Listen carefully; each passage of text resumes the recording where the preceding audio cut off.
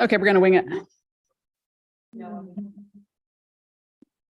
Good evening, everyone. I'd like to call to order this November 10th, 2022, 9th, 2022 session. Can we please do roll call? Board Member Cole. Present. Board Member Cluth. Present. Board Member McCall. Present. Vice President Clerk Gardner. Present. President Bove LaMonica. Present. All present. Thank you so much. I'd like to open us up to public comment communications. Seeing no one in the audience. Closing in-person public comments and moving to online public communications. No online public communications. No online public communications. Before we adjourn to closed session, someone has a birthday tomorrow. And so since we have everyone in the room, we're just going to have donuts and sing our superintendent happy birthday. So on the count of three, if I could get everyone in the room, all of us in the room. Oh yeah, we should be on mic. Yeah. Okay, I'll do a count of three here. 3, 2, 1. Happy birthday to you. Happy birthday to you. Happy birthday to Jesus. Happy birthday to you. And many more. And with that, we will adjourn to closed session. Thank you.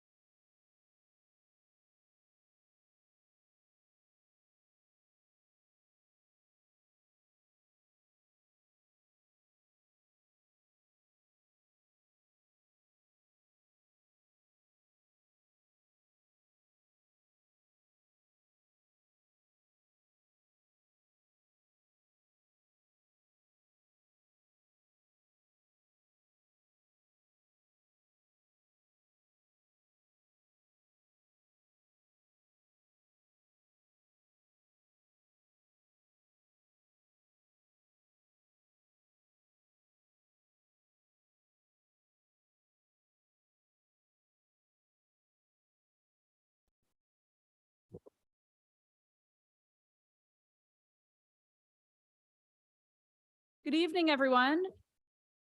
I'd like to call to order the public session for November 9th, 2022 for the Hermosa Beach City School District Board of Education regular meeting. Diana, would you take roll call, please? Board Member Cole, Present. Board Member Cluth, Present. Board Member McCall, Present. Vice President Clerk Gardner, Present. President Bove LaMonica, Present. all present. Thank you so much. Before we move on to the agenda, let me do a report out from closed session. The superintendent contract is formalized? No. Please. Sorry, that's an action item. So there was no closed session on the superintendent contract. So it's just the readout would during the action item. Yeah.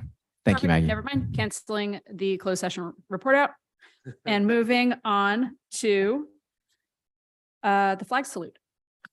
If everyone would please rise. I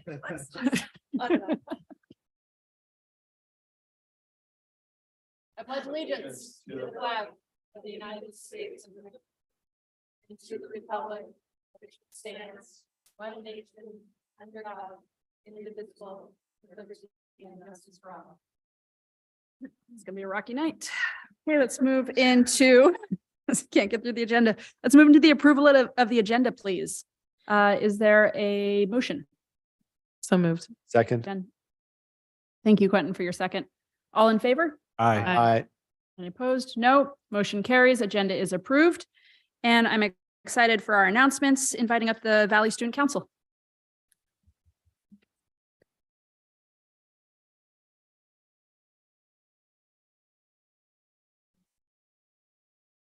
Hi, I'm James Stevens, Valley Student Council Representative. We are excited to be here tonight to update you on what has happened at Valley. We are happy to announce that the Student Council bake sale at the Halloween Carnival was a huge success. We would like to thank all the students and families who participated by bringing baked goods to the bake sale.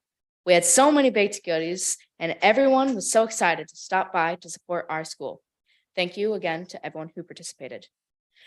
The fall sports season has come to a close, and we would like to congratulate all the teams on a great season. With the close of the fall season, we are gearing up for winter sports. Tryouts for boys and girls basketball and soccer teams will begin soon, and the first games will be held on Tuesday, January 17th. We hope to see many students try out and wish them on a successful season. There are many exciting things happening in classes on campus. In Miss Bell's STEAM and video production classes, students are animating children's books for Miss Gill to share with her kindergartners, first graders, and second graders. In STEAM 6 with Mr. Kaplan, students are making designs on Tinkercad, and then they will be 3D printing fidget spinners. Students are also using JavaScript on Khan Academy to code a famous person. It's a lot of fun. In STEAM 7 with Mr. Kaplan, students are creating golf courses out of cardboard and coding spinning windmills. We are excited to see the end results. In band with Mr. Harrison, students are preparing for their winter concert in December. The students are really excited for their upcoming performance. In art with Miss Ripley, 6th and 7th graders are making rattles with clay, and 8th graders are starting their observational drawings and charcoals. In Spanish classes with Senora and Fusino, 7th graders are learning about pronombres, which are pronouns. 7th graders celebrated the Day of the Dead by making real sugar skulls. They came out great.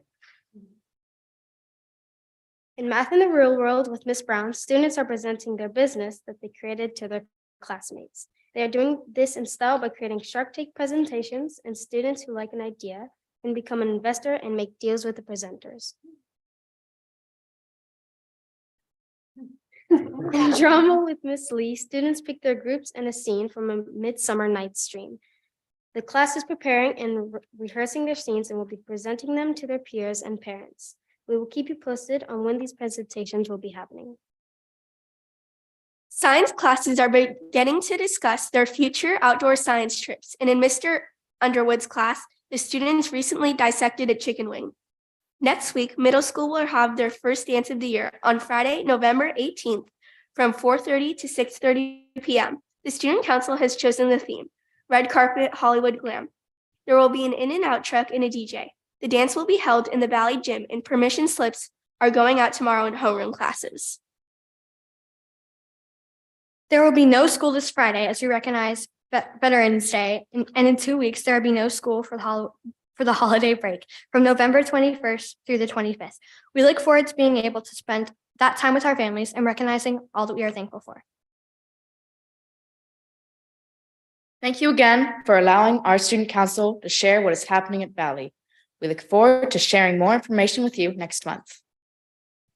Good job. Thank you, students. Thank you, council, for your leadership on the campus. Moving on to Hermosa View Vista's social emotional learning.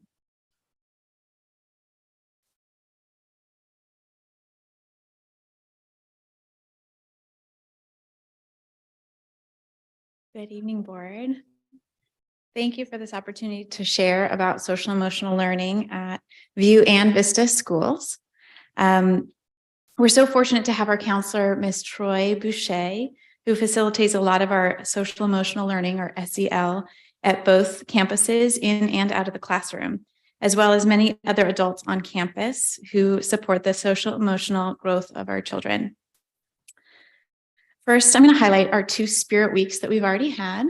Here you can see pictures of our Start with Hello Week. And we kicked off the year with this week, which celebrates connection and belonging. And Miss B scheduled the week out with daily themes and special activities like writing friendly greetings to each other and using fun conversation starters, sitting with new friends at lunchtime, and pledging to be inclusive on this inclusivity that you can see there that we had at both campuses. In October, we celebrated Red Ribbon Week, and this was a week pledging to make healthy choices. We participated in themed days for this week as well, and this was also led by Miss B. It's weeks like these that support students by generating a school-wide conversation and commitment to things like community and well-being and healthy living. Throughout the year, we'll continue to have themed weeks like this, such as the Great Kindness Challenge Week in January, to continue these school-wide conversations about different components of social emotional well-being.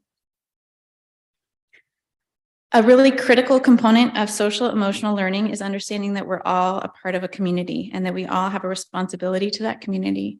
And so we SURF at school, and SURF is an acronym to help students remember to be safe, up for a challenge, responsible, and friendly. And so one of the ways this plays out on campus is by students earning these little SURF slips. You see a sample there. When adults notice them demonstrating one of these areas, it could be the teachers, it could be noon supervisors, librarian, some adult recognizing students for these behaviors. And then at the end of the week, we have a dolphin drawing, which is an announcement over the PA system, pulling names out of the treasure box to have those kids come down to the office and be proud of their good choices and pick out a little treasure. And then we send these slips home with the students so they can be proud and show their parents those good choices that they've been making.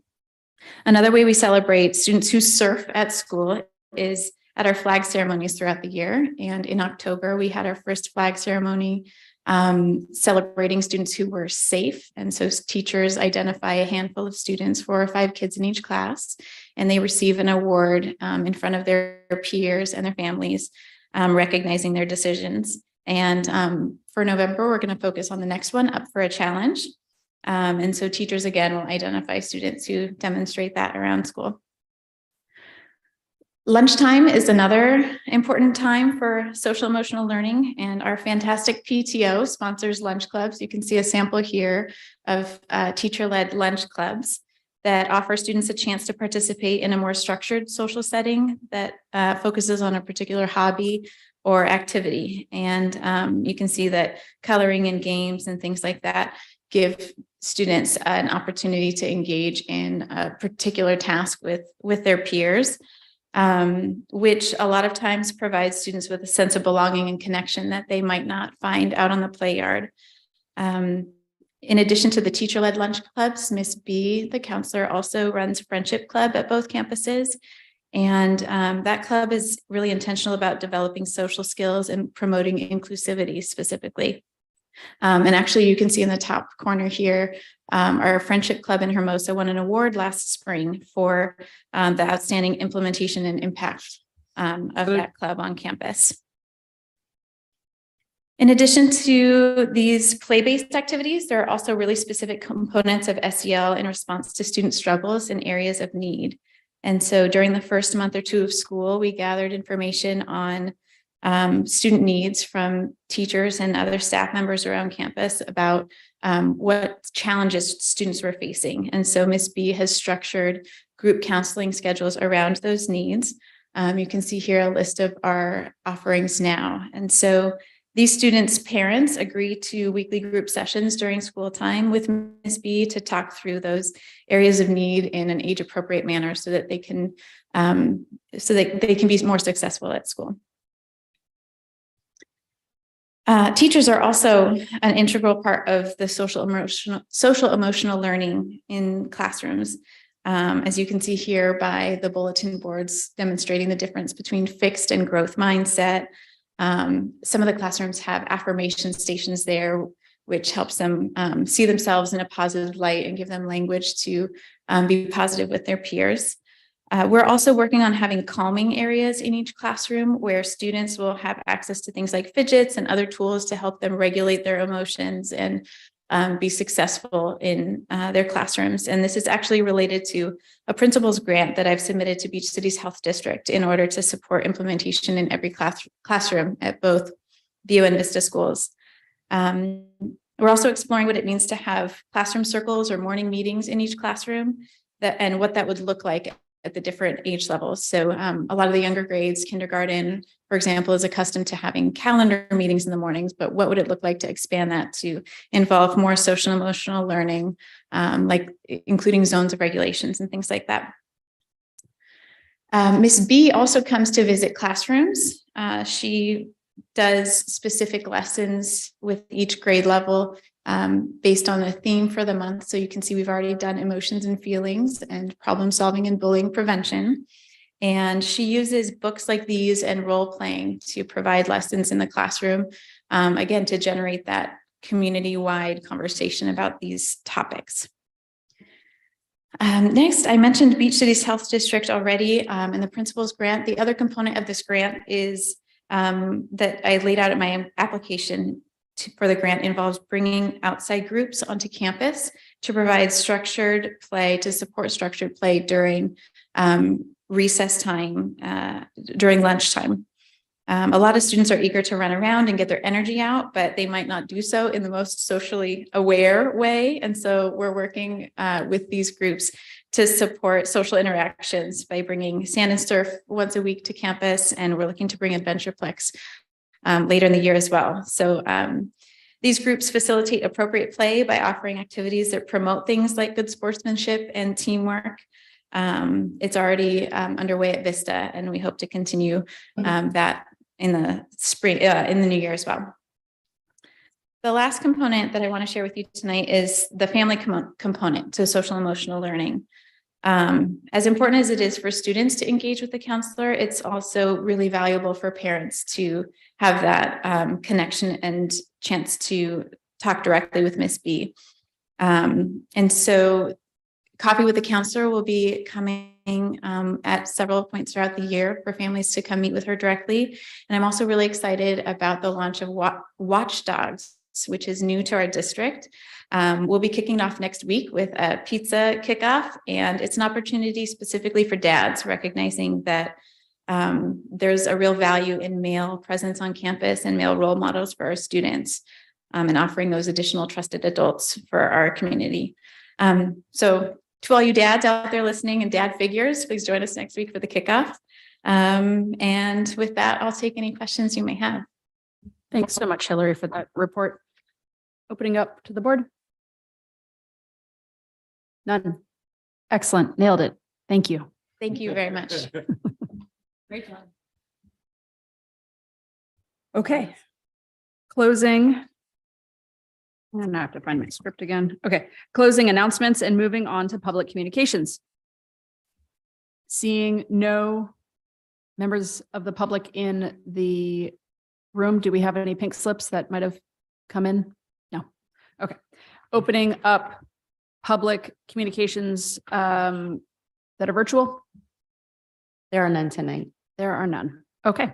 Closing all communications and moving on to written communications. Does the board have any written communications to disclose?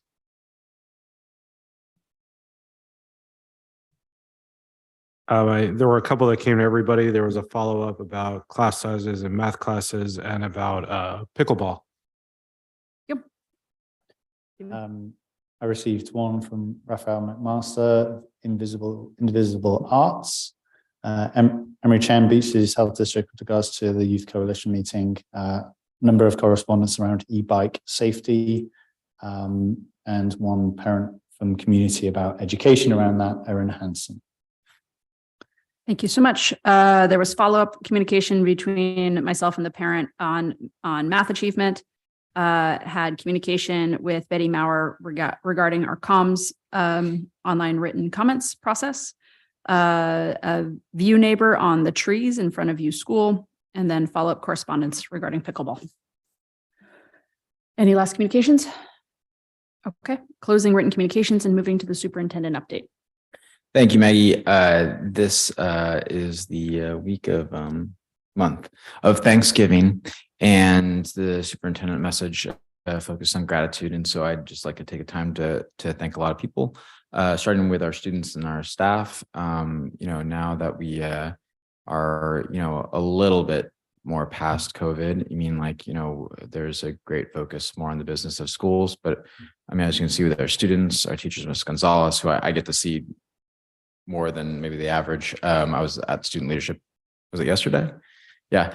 Just does such a fantastic job. She does that on her lunch. I could just start rattling off more and more staff members and students, who just work every day to make schools a better place, and you can really feel it when you're on campuses. And I'm very proud to work with these folks and grateful navigating the last 3 years with them.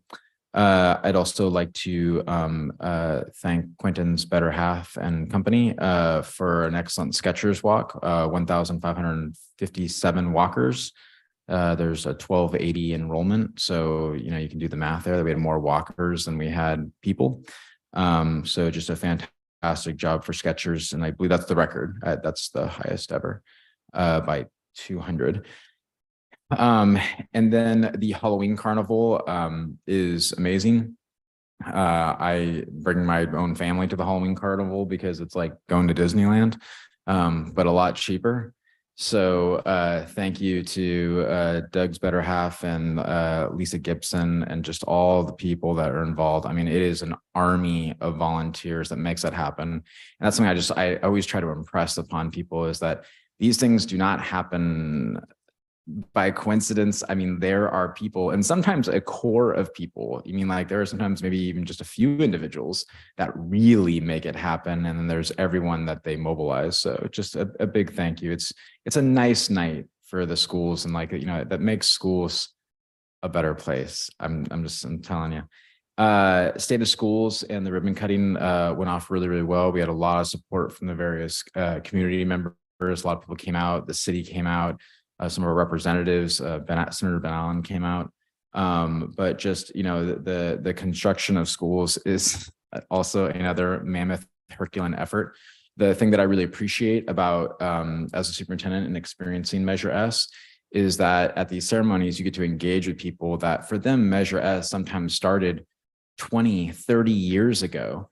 When you talk to them about these efforts, and so people that I've never met, launched, these efforts. And so to be part of that big continuum is special, and very powerful when you're in the presence of these people. And then I'd like to highlight our fantastic partner, STAR, who provides before and after school daycare. They do it all, man.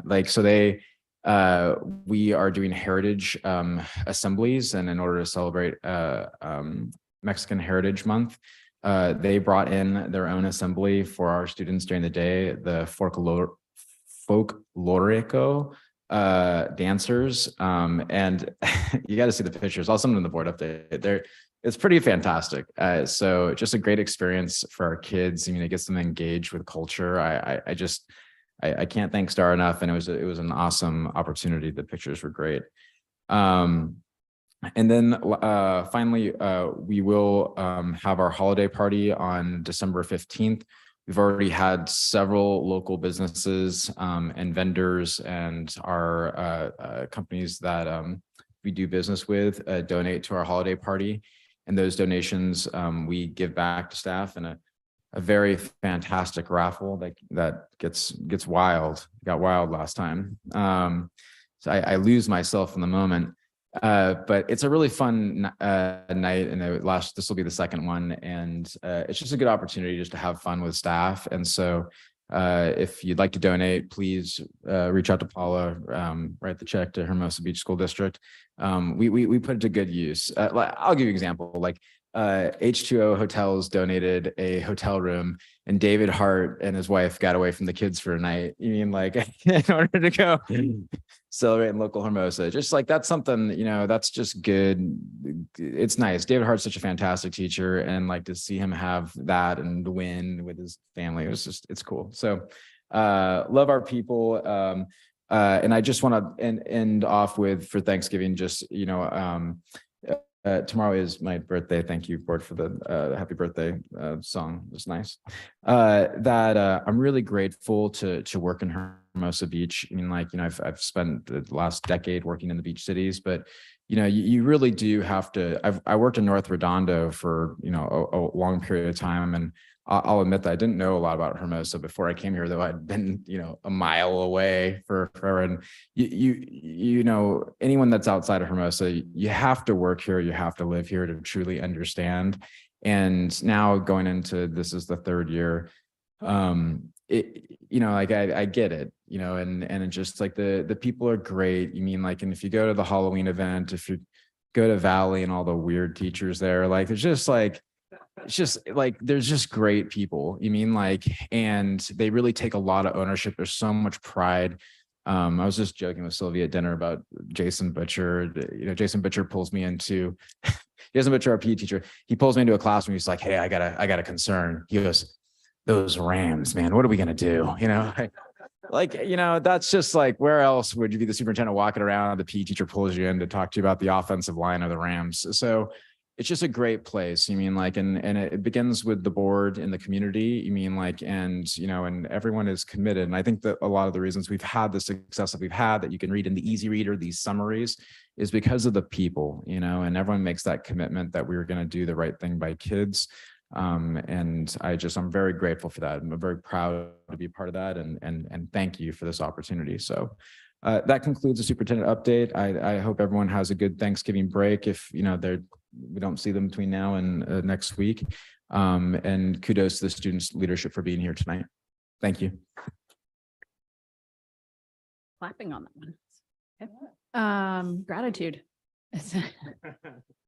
Thank you so much for that, Jason. We are going to move into board reports, and I think I'm the only one, unless someone else has an impromptu board report they need to. No. Okay.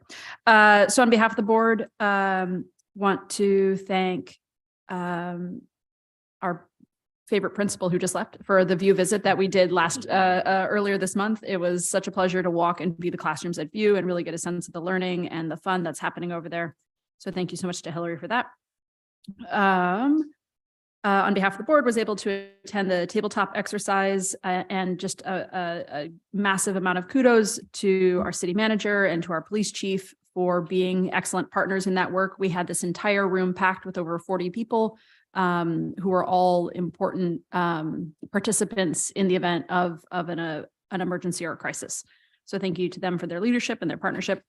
The following day, I had the ability to go observe a run, hide, fight drill at Valley.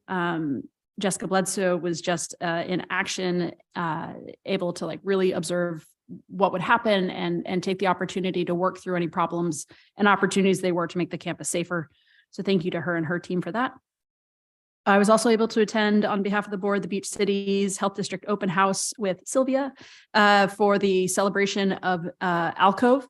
And it's an amazing facility. I know there is partnership in the work right now to get our students over there, and Stephen will be able to speak to that, I think, a little later. What a busy month. Okay, that was just October. With that, we can move on to the superintendent report. That's you. Do you want to call the item? Oh, yes, I can do that. R-17-2223. I ready preliminary data. Come on, you can do it. I am ready.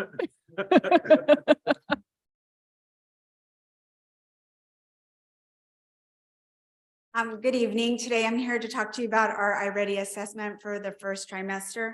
Just as a reminder, the district began utilizing iReady and implementing it in 2020 due to COVID-19, and we wanted to capture learning loss mitigation. We are now in our third year of iReady, so we have some data that we can look at and start getting some trends. As we look at our 3 guiding principles, inclusion is our guiding principle that will fall under our achievement for all, and that's where today's report falls under. Our summary of data shows that iReady is our principles that our teachers use to guide instruction. We do see areas of growth as well as areas of opportunities for personalized learning when we look at our subgroups as well as our demographic groups, and we will go over those in detail throughout the presentation today. I want to call to your attention our iReady benchmark window. When we took iReady in 2020, we took it at home. So when we look at our scores today, we want to really look at 21 and 22 because those were taken both at school. We could not control the environment that was at home, whether a student took it alone or whether a student took it with a parent sitting next to them. And online learning was all new to everyone. So I'm happy to review the results. One thing to also note is last year we took iReady a month later. We took it a month earlier this year because we wanted to use that data to help prepare and give recommendations for our intervention classes. And something new this year is typically we give iReady to the 1st through 3rd grade students for 3 benchmarks. Due to the amount of testing that we've been doing the last 3 years, we are now going to give the CASP, which is the state assessment, 3rd through 8th graders, and we will only be giving iReady to 1st through 2nd graders as a summative assessment. So that's something new this year. I have to commend our school district. We have really high participation rates in iReady. It's phenomenal that the participation, because when so many students take these assessments, we get really valid data for our students. Here's our data for reading. As you can see from 2022 and 2021, our data markers are very similar. In 2020, that assessment was taken at home. And as a reminder, in 2022, we also took our assessment a month earlier, so our students didn't have that extra month of instruction that they had last year. Our subgroup data, you can see the various difference. We highlighted anything that was a 5% increase or decrease in our subgroups. Our subgroups do vary from year to year depending on the number of students we have. When we look at our domains in language arts and reading, we continue to see the opportunities for growth in vocabulary as well as comprehension. As a reminder to everyone out there, our younger students, when they are learning to read, they are learning to decode, and they're learning a lot about phonemic awareness and those skills with CVC words. As students move from 3rd grade on up, they're actually reading to learn and using what they're reading to put together. So those skills are a little bit more abstract, but we continue to see some similarities with our data from 21 and 2022. We look at our cohort data. This is always the most fascinating thing for me, and this is what I like to do. And we can really see our second and third grade group. We had some significant increases in reading with our younger students. One thing just to point out, we did spend a lot of time last year with intervention, and we implemented LLI, a strong emphasis on that. So we do see significant increases in that area for those second and third graders. As we move toward math, you can see similar statistics from last year and this year. And in 2020, that assessment was taken at home.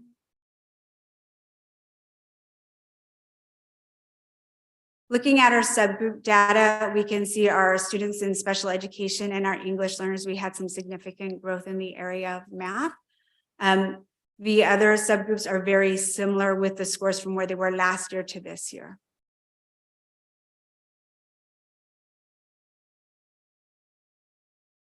When reviewing math domains, as a reminder, geometry for the last 3 years tends to be at the bottom of our domains when we look at the various areas. But geometry typically is only one chapter taught through the school year, and it's usually at the end of the school year. So we usually see significant gains on our third trimester in geometry. Numbers and operations tend to be a stronger area for our students.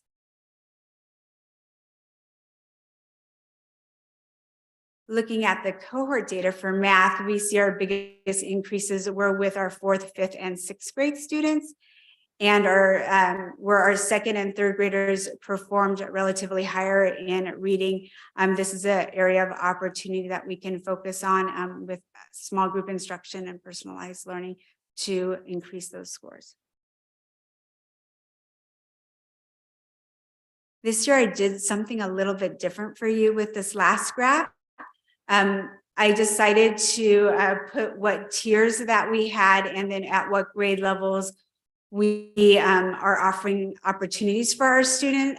Just to keep in mind, there are some new things on here.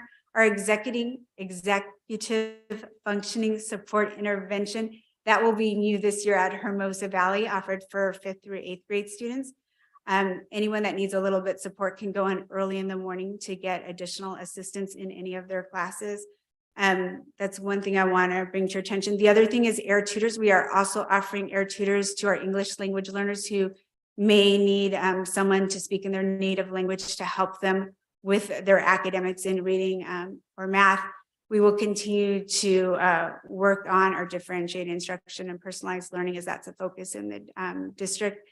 And the student academic support class was introduced last year in the middle school, I believe, second trimester. So those are the areas and how they fit into each tier.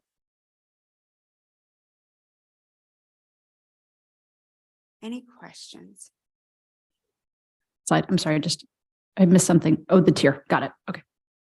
Jen, I saw you had a question. Thanks. Yeah, I do. I have just a couple of questions. Thanks for getting this organized. I know it's fun, but it's a lot of data. I just had a question too, just to remind if people are listening, and I know there was one of the questions that came in on the comments tonight.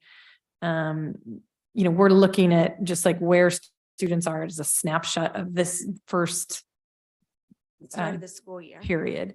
So it's really usual that students aren't on grade level. Like we have, if you go back like to the beginning, and then you'll see on grade level.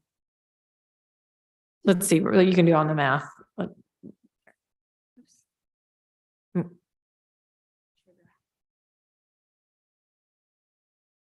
So just the way I read this is there's 54% of our collective 1st through 8th grade students are on or above grade level at this point in the year.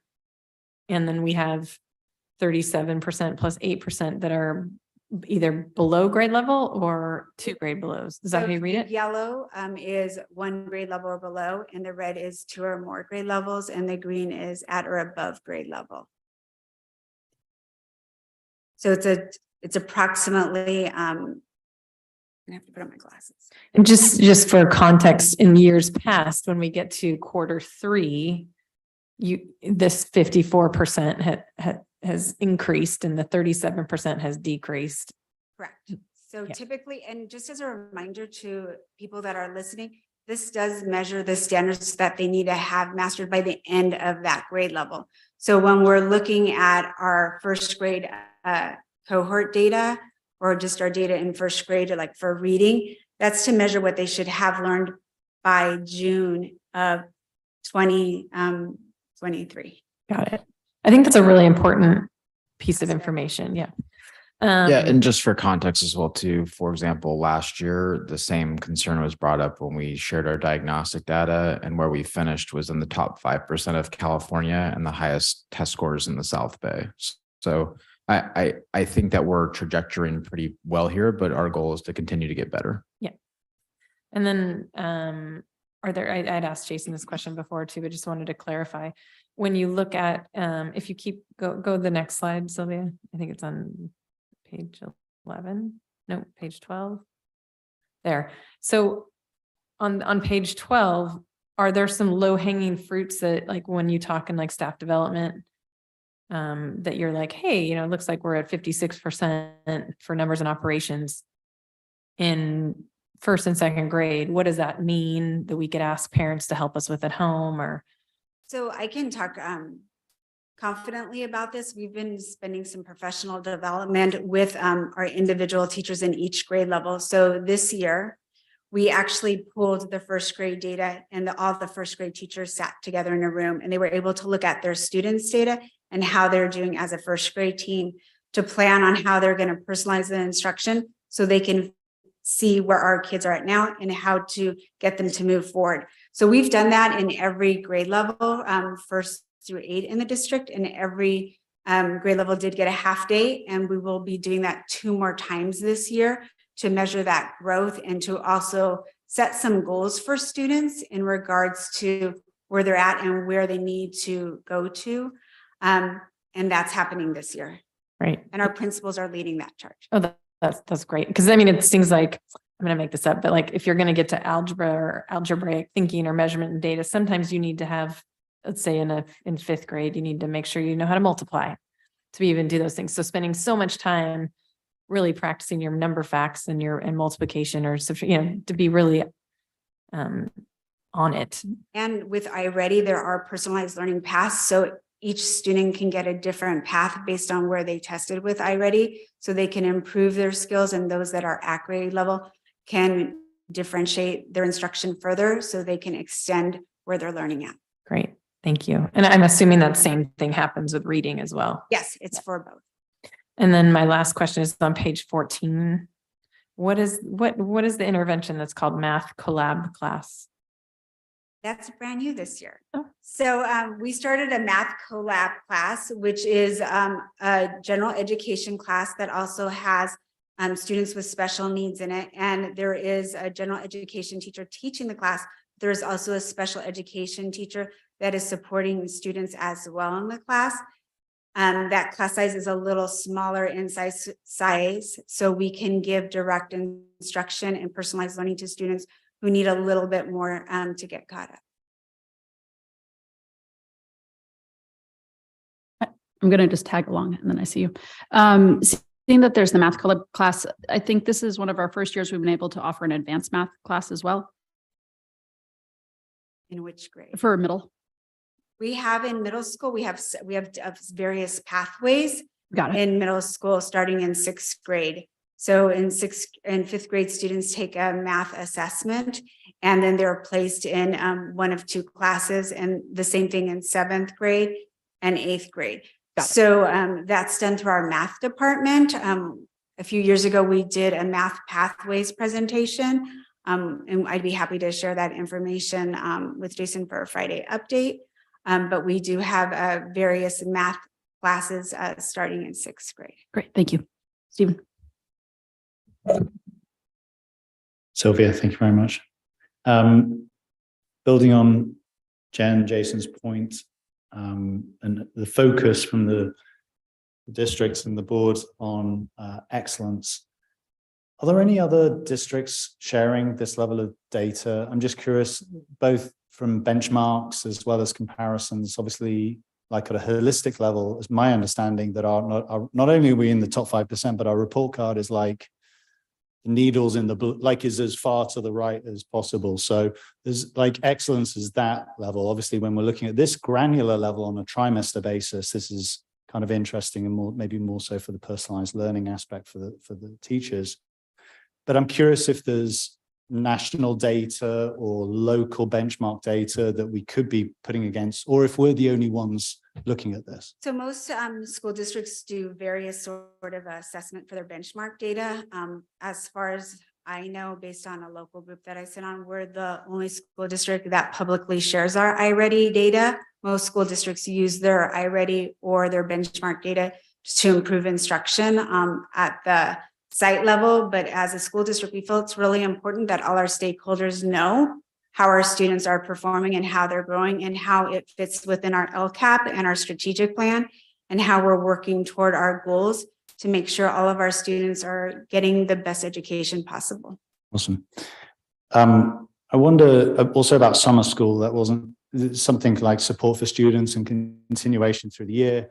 Is that anything that they're able to be measured before and after summer school, or is it sort of, are they particularly sort of, again, we're looking at that data and elements. I'm just curious, you know, all the touch points through the year, because that's a new thing that, again, the district has put in place. We will continue with offering summer school based on the extended learning opportunity program. We can, as a district, set up opportunities for students to take a pre and a post test in summer school in the area of reading and math. That's amazing. That is available. Cool. I noticed, obviously, because the level of testing and the amount of time it takes, and that you have a very balanced sort of trimester flow of all the state testing and things that we have to do. So that's great. It was interesting to note the CAS versus iReady.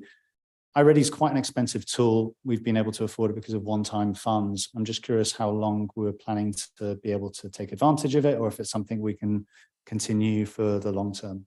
So Paula and I have a webinar tomorrow that we're getting some funding for learning opportunities. And so we will see exactly if iReady fits into that equation. And if so, does it fit within our LCAP goals? And I find the tool to be extremely helpful. iReady has a lot of opportunities for students to explore. There is an EL program that we just learned about this week that we are moving toward to looking at, as well as some phonics programs that we can offer for some students, and some additional reading opportunities and screeners that we can use. Amazing. You guys are the best. Thank you. I missed that. Was that through iReady? Through iReady. Okay. They continue to build to their platform. I noticed on iReady to a younger, obviously to the younger audience, the kinders or what have you, and as we're thinking about in the future preschool, I'm just wondering about support for students and identifying sort of personalized learning or needs at a very young age, and how we sort of are thinking about that in the future. And is it just that all the kids are just too young to be in front of a computer for this sort of stuff? No, there are several districts that are using iReady in kindergarten. Some of our surrounding districts, we will be moving toward that direction, hopefully for the following school year, as there's some mandatory screeners that will be required from the state of California. But with that, it would also be taking the iReady in a different setting. You wouldn't be giving it in a group setting. You would be doing it more like in a center-based, where 6 students would be taking it at a time. So it's a more controlled atmosphere.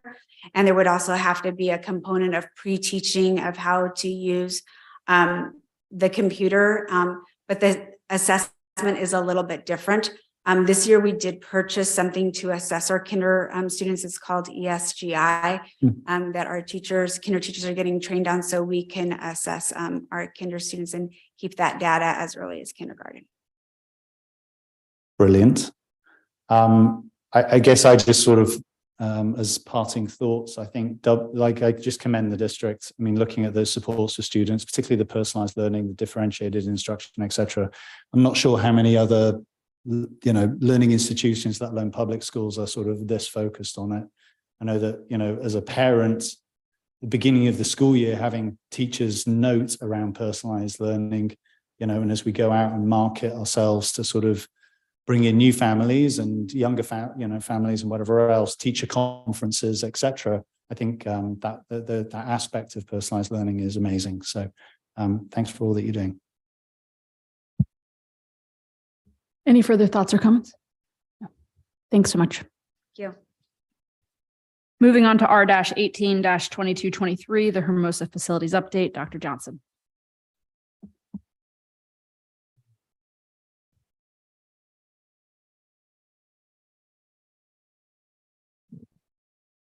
Good evening, board. Tonight are going to do a review of the facilities update, building off a conversation. We talked about the state of Hermosa schools from a facilities standpoint during our summer workshop. This would be an opportunity to see what we've accomplished with the support of Measure S, as well as our maintenance and operations team, and then where we're looking to go. Not just in the next few years, but in the next 5 to 10. So the key priorities of Measure S have been accomplished thanks to the Hermosa community. I just cannot send enough gratitude towards our residents who voted for schools and voted for students and the future of education. Thank you. And then looking forward, that we'll talk about Hermosa Valley is now our oldest facility. And we are looking at some immediate upgrades that probably should be taken care of in the next 2 to 3 years.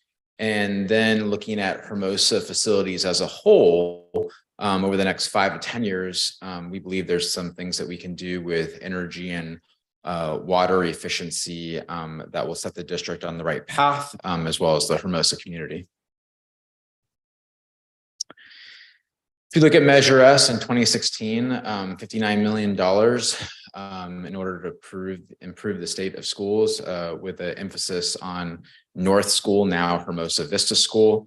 Our students in grades TK through 4 enjoy the most modern facilities in the South Bay. And a lot has been done in order to move our schools forward since 2016.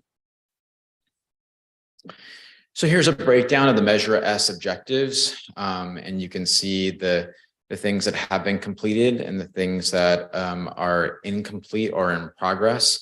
One that I would note is complete is Hermosa Vista School, brand new school in its entirety, completely reconstructed. And then something to note that is incomplete is the classroom modernization at Hermosa Valley. There are still some things that we'd like to do that I'll talk about tonight that we believe need to be accomplished in the coming years. Here is a breakdown of Hermosa View School, which is a project very much complete. Thank you, right in time.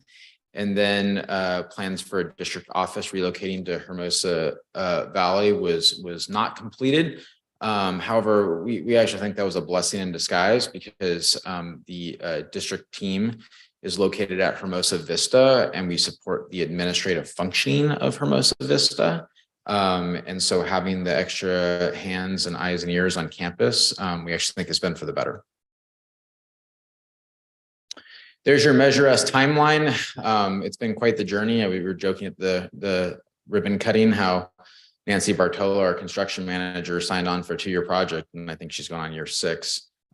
So a little bit of COVID, a little bit of other factors, but it's still all the same. The high majority of the Measure S objectives have been achieved. Thank you. So here you can see the breakdown of the cost, and this was a projected construction cost in 2016 that equivocated to between 58 million and 67 million. One of the reasons why you see that number being over 59 million, which was the cost of the bond, was because of state matching dollars that Hermosa Beach is still in line for. There were delays as well as cost escalation. As we mentioned, there were factors that just were unforeseen, working with the Coastal Commission, do an environmental impact report at North School, later Hermosa Vista School. And then even, going as far to 2021 at Hermosa View, there was asbestos abatement during COVID. Besides just COVID itself, we ran into, an international raw material shortage, everything from lumber, then it was steel, then it was concrete. That concrete was the most recent, which had impacts in cost as well as time. Cost escalation varied from there was some legal costs at the beginning of the project to working out things such as the North Traffic Management Plan that are just stuff that takes time. And to build a new school is for sure a journey. You can also see just how cost escalation works for goods. In 2016, you can see every year there was a cost escalation of those percentages. We actually got a little bit lucky in the COVID year where some costs went down in 19 and 20, but then you see it shot up again in 21. We wrote an application for state matching funds. We are still in line for those state matching funds up to $5.8 million. And we hope to get progress, hopefully within this year, and continue to work with the state to allocate those funds, which, as we mentioned before, we would like to work on the classroom modernization at Hermosa Valley, because that is a project that we'd still like to complete. Here is a full breakdown of the Measure S expenditures in 2022. I won't go into detail, but there are the numbers before you. We are still very much on, or you could almost say below budget with the value engineering that we did at Hermosa View. So next I'm going to talk about, out of Measure S, and then also facilities modernization that is beyond the Measure S projects. And this takes a view from, I would say, projects that are more immediate to projects that are over a longer period of time. School facilities, is to me something that is probably never ending to have the best school facilities for our students and for our community. There has to be upkeep and it requires attention. We took a great leap with Measure S. But I think now at this point that there's still progressive steps that can be taken in order to make sure that we have the best facilities for our students and for our community. And the reason I mention community is we're a 1 square mile city. Our schools are very much our community facilities and are used as such, all the way from Hermosa Beach Youth Baseball to Hermosa Beach Youth Basketball, Sand and Surf Soccer. We're a pathway to the beach, and then we're also serve as a park for the Hermosa View residents. So we very much are a community facility. We view ourselves as that. And so what's good for Hermosa schools, we think is also good for Hermosa Beach. So at Hermosa Valley, there's a range of projects that need to be completed. And I would say in priority, one of the most important is restrooms and plumbing. Plumbing at Hermosa Valley is very old. It is in need of constant repair. And restroom maintenance in the facilities themselves has been an area that has been commented upon in student surveys every single year. And we've taken a lot of steps procedurally as an M&O team in order to make sure that we're keeping up with cleaning those restrooms. And then also from a student standpoint, working with Ms. Bledsoe and student leadership to make sure that students are treating the bathrooms appropriately. But there is another factor, which is a lot of those bathrooms are very old and old bathrooms flood. Old bathrooms have plumbing that can more easily get backed up. And bathrooms are a sensitive area in a middle school. I don't think anyone really thinks with joy and harmony of their days using the bathroom at a public school. And so we want to make sure that that's very much part of the school climate experience. Looking at the lunch area and the kitchen, with the advent of universal free lunch, one thing that became very apparent is with our older facilities, it takes a toll when you quadruple the number of lunches that you're preparing and serving during the course of the day, as well as the number of students, that are now eating lunch on campus, which is great. But it was an unforeseen new piece of legislation. And so therefore, our kitchen facilities are definitely in need of an upgrade, which was an unforeseen beyond Measure S. Also looking at the NPR became a storage space during the Measure S project for the last 5 years, so it's not been in use. But now that it is available, that is a great common room space. There's no need to place a classroom in it or any other various things. So we've reopened the stage area and moved IT off because we also heard from our students that visual and performing arts, particularly drama, was a pathway that was not provided. And so we have put a class in place, and also our band is back to performing in the drama and the music room area. And so we're just looking from when it comes to AV and presentation space. There you see a presentation taking place. That was for the TUPE, anti-drug and tobacco assembly. That was very well done. We want to make sure that that common space, is equivalent to the presentations that are so great and provided in that space. Carpet and floor. The carpets are very old and certainly need a replacement. And then, as we mentioned about classroom modernization, so audio visual, placing HD televisions, as well as modern hookups to network our laptops to those televisions, and audio equipment, so that all teachers have the amplification, in the classrooms, and we're not reliant on our Red Cat systems that tend to die over time. And then we have replaced many of our HVAC systems. So we use COVID dollars in order to replace the ones that were not in working order. But we would like to finish the number of HVAC replacements. So all the systems are new. We replaced 2 this year, and year to year, some of the systems are going down and we're replacing them. So we would like just to completely, when one fell swoop, make sure that all the HVAC systems are the most modern. They are functioning, but some are up to 10 plus years old, and definitely we can upgrade those. And then finally, the grade levels of Hermosa Valley have changed. And so feedback from student leadership, as well as Principal Bledsoe, our playground structure. It's an oldie, but a goodie. It certainly needs to be replaced. And the feedback that we've gotten from student leadership, and with the Superintendent's Advisory Council, as well as student leadership, has said that they're looking to have backboards for handball as well as kickball. That's been the common piece of feedback that we've heard. And strangely enough, Hermosa Valley is one of the few campuses that doesn't have that. It's just one of those things that's never there. So that's an equipment that we'd like to put in that area, among a few other design changes. So continuing with Hermosa Valley, classroom blinds is a high priority item that we'd like to install in all of the classrooms.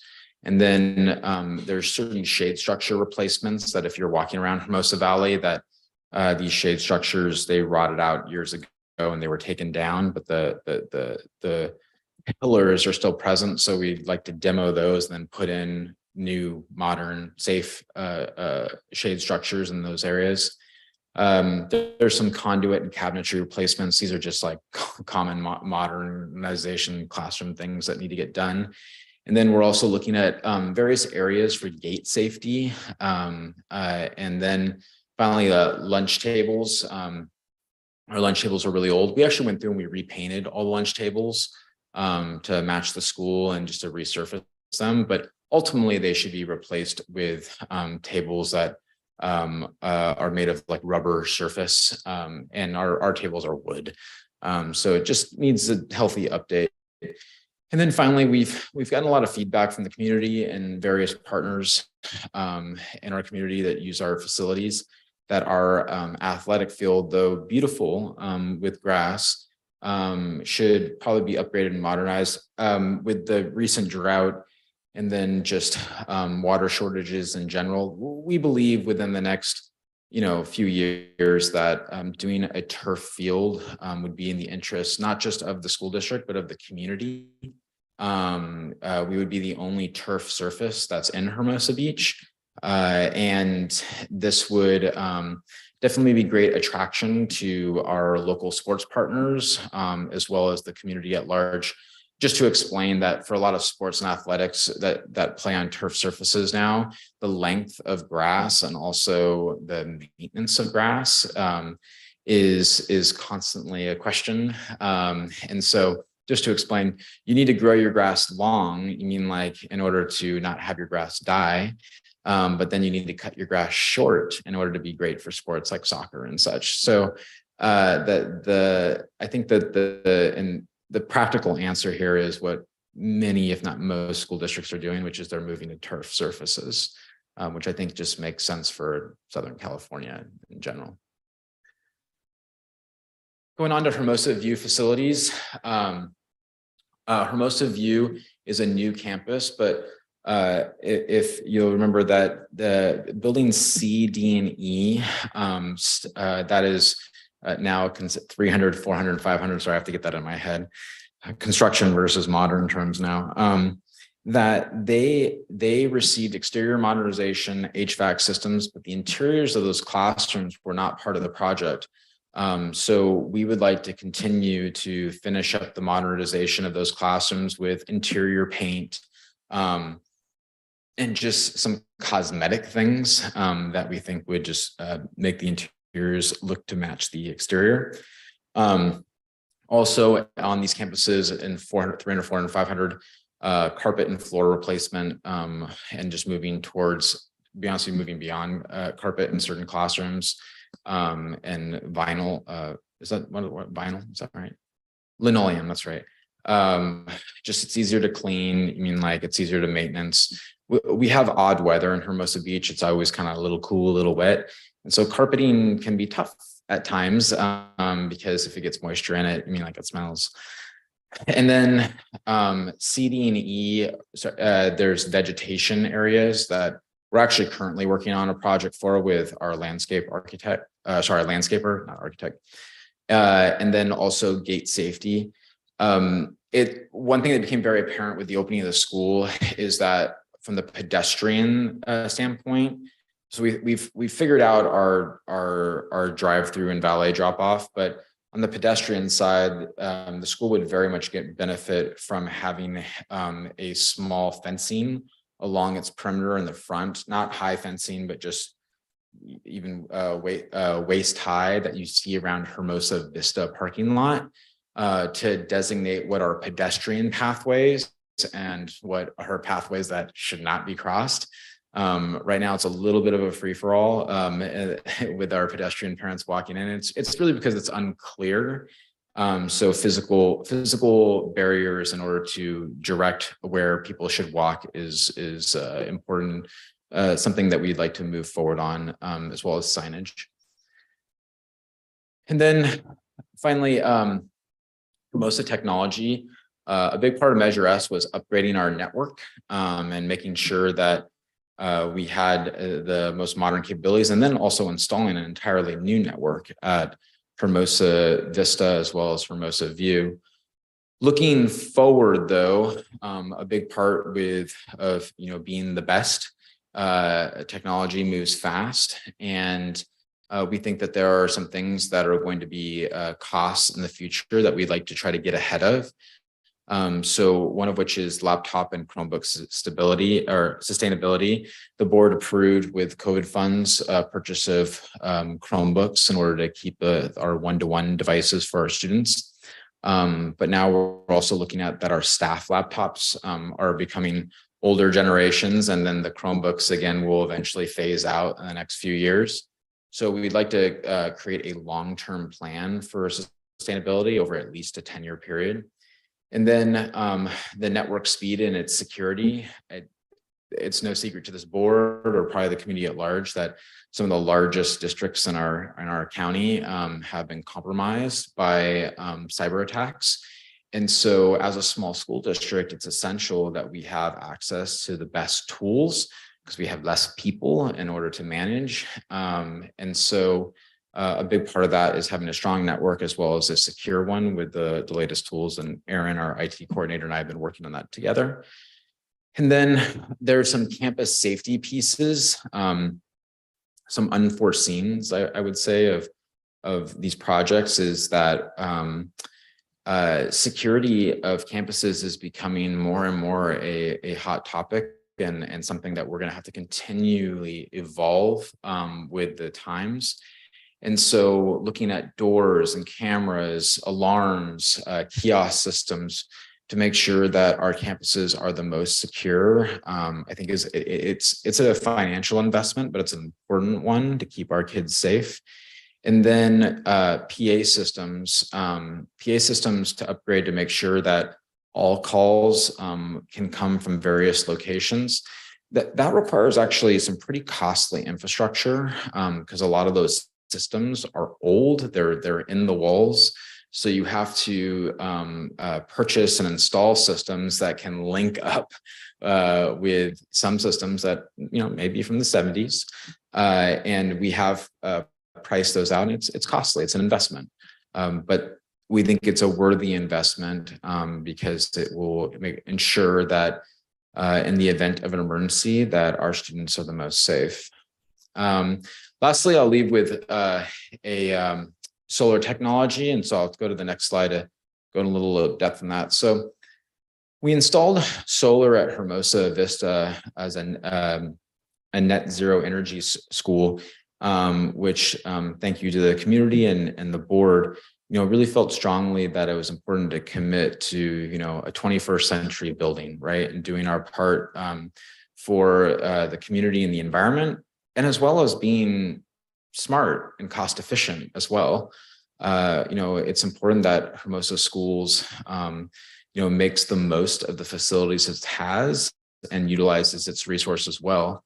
So we began to actually investigate what it would take to put solar at Hermosa Valley as well as Hermosa View.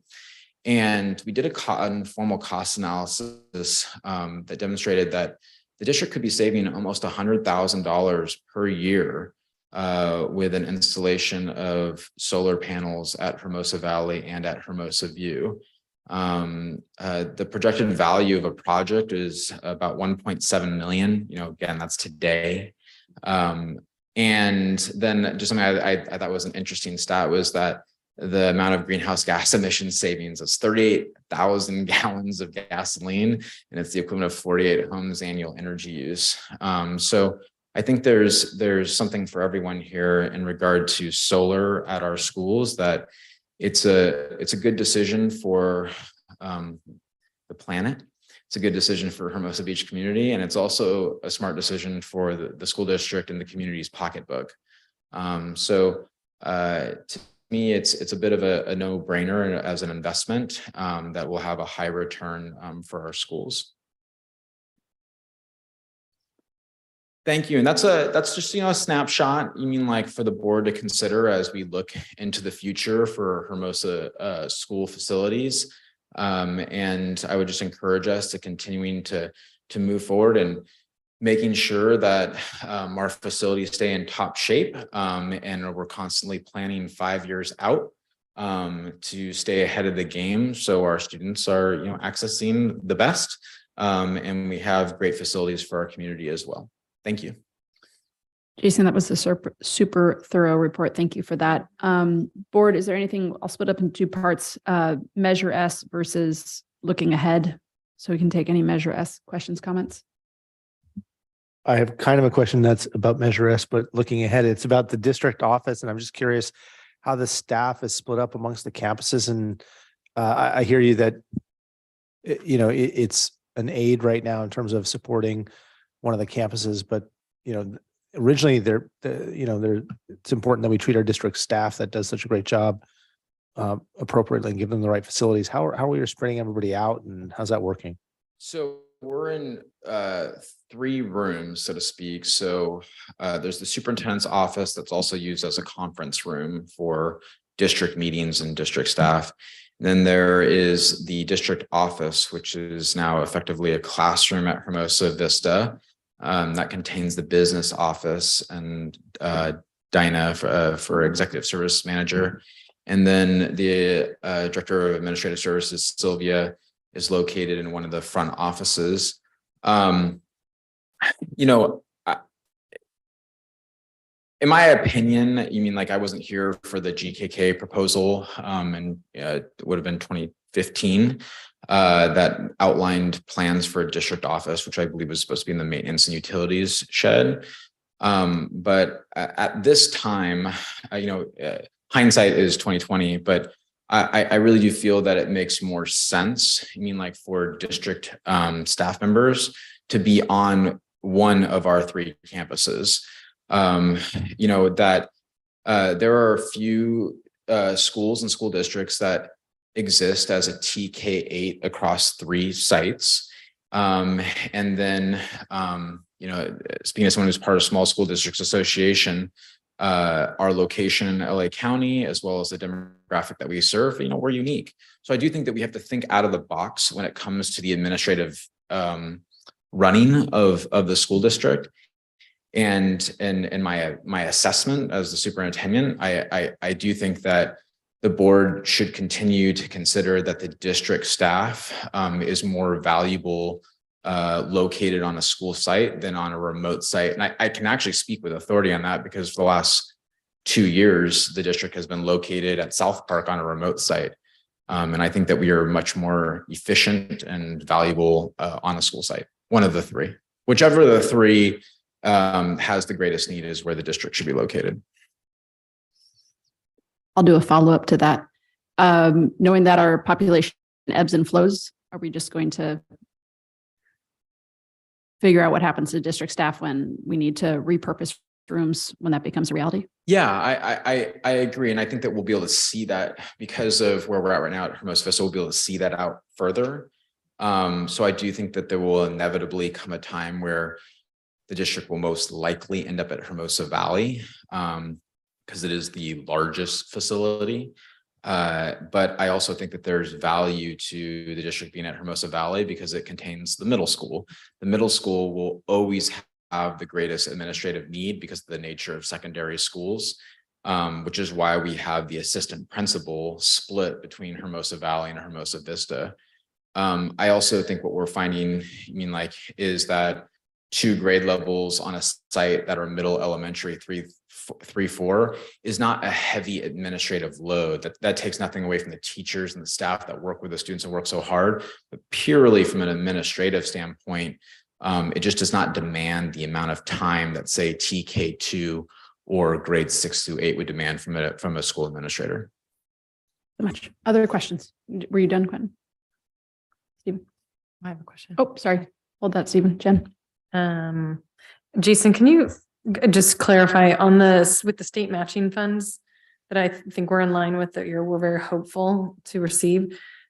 Have we already confirmed our priority list, or is there still that's going to be another conversation and discussion based off of all this information you just given us? So the state matching funds, can be utilized, in alignment with the bond measure project. And only it can only be the bond measure is written very broadly, which is why we began with that language. Mm-hmm. But we feel that the work at Hermosa View and Hermosa Valley, some of which was outlined here, if we did receive the state matching funds, would be very much in alignment with those projects and are necessary. And we've created a priority list of items, starting with Hermosa Valley, as well as at Hermosa View, that would be in line for completion. And those items we can continue to share with the board, but you see them here. That there's no project that is not named that is of critical cost and importance. I get my question then goes to, since there is a pretty long laundry list of things and if there's state matching funds, they're pretty limited. I mean, they sound like a lot, but it will go pretty quickly. Do you need us as a board to be giving you direction on that? Yeah, it's a great question. So I would say that first, what has to be assessed is the amount of state matching dollars. And that amount, is still a moving target. So I would say once the district has confirmed how much and when we would receive the state matching dollars, we would bring a proposal before the board of how to allocate them, and the board could adjust as necessary. So I would say, just on face value, what's messaged in the state, that not all of these projects could be covered by state matching dollars, and the district would have to explore other means of paying for many of these projects, particularly those ones that are more long-term, like solar. Right. And then, so thank you for leading into solar. And just, would you mind going to page 15?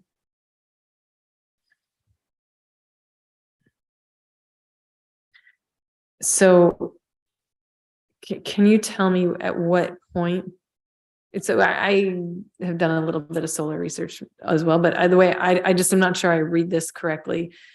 You don't get the annual do you get the annual savings of $100,000 year one? Depending on how the project was financed, so if the project was financed, say, through a construction bond, like Measure S, then we'd be recouping that money year one, and as an estimate of savings. If the project was financed by other means, and there are many different ways to finance solar projects, then we would see less of that.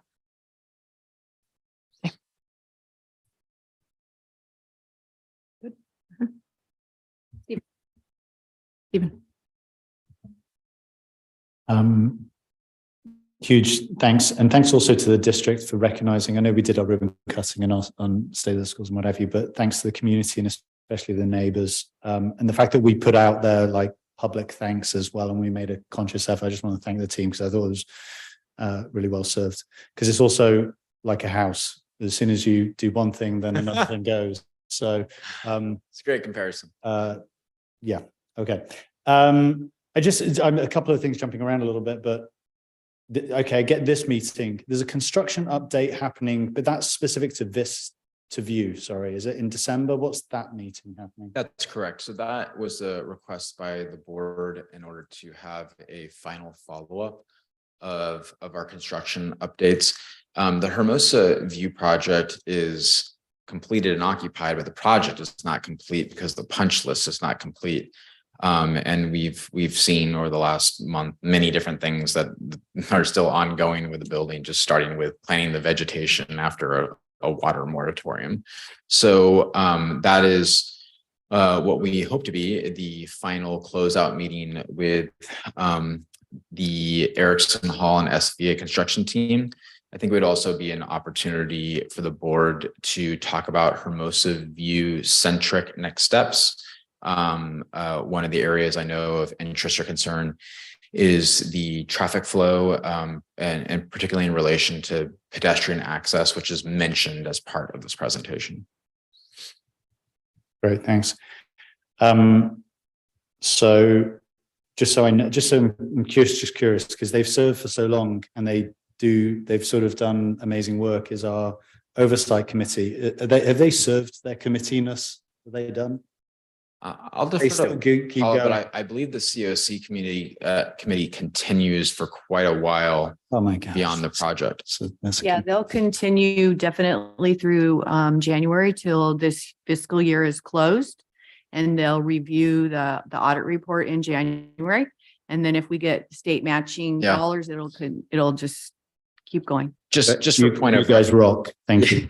Yeah, for point of reference, that in Redondo, their COC team was part of Measure Q, was like a solar and tech bond, and so they were overseeing it for years and years, because if the dollars are still being expended, then there still needs to be oversight.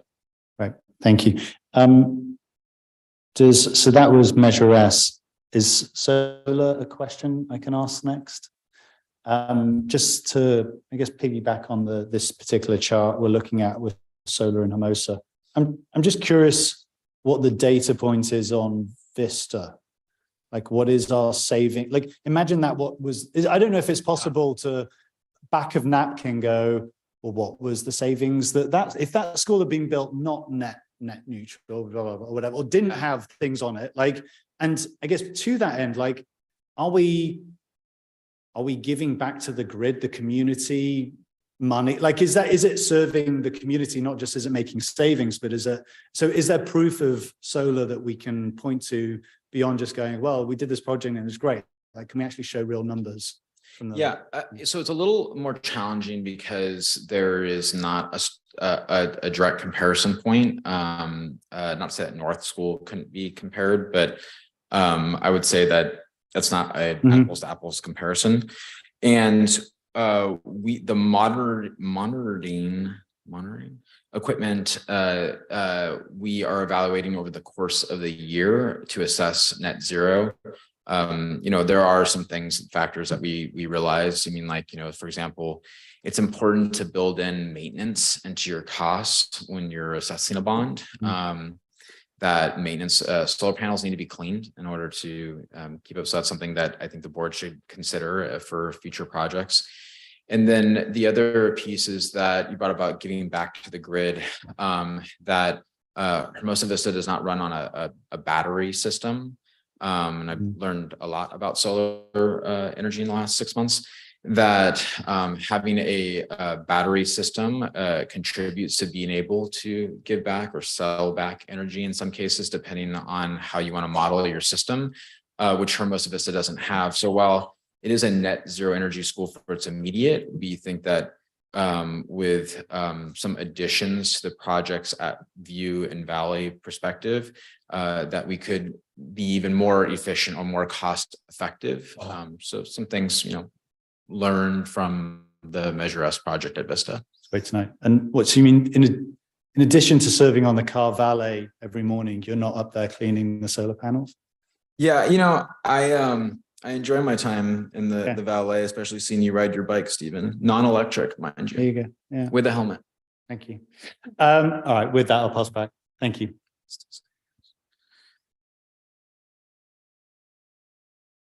Okay. Seeing no other questions. Thank you so much.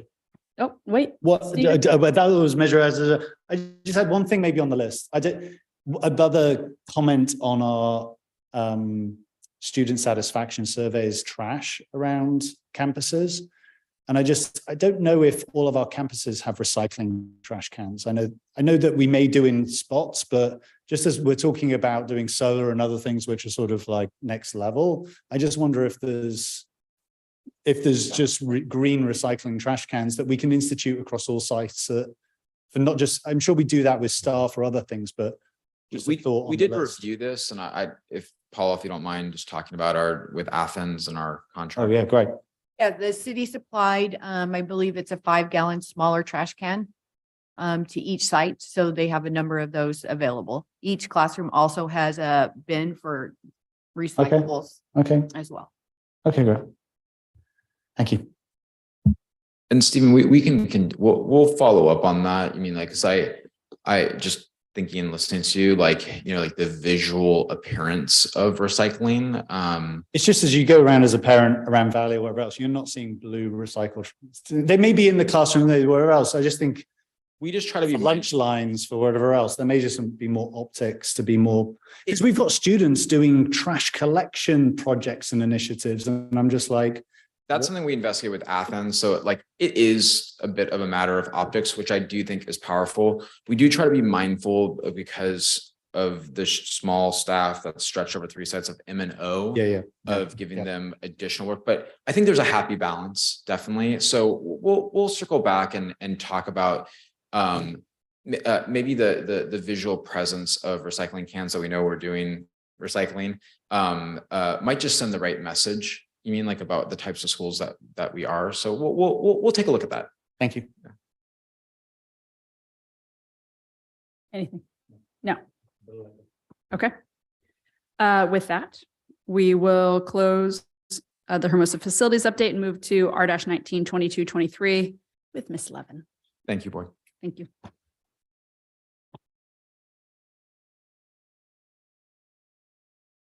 Of what, sugar? Oh. I never agreed to it. And will you be doing the slides or do I do that?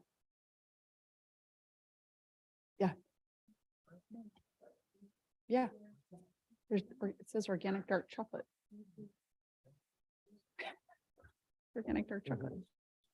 Hello, everyone. My name is Eileen Levin. I am the communications coordinator for the district, and I'm here to give you an update on our communication efforts and to give you a little bit of an insight on the projects that we're currently working on.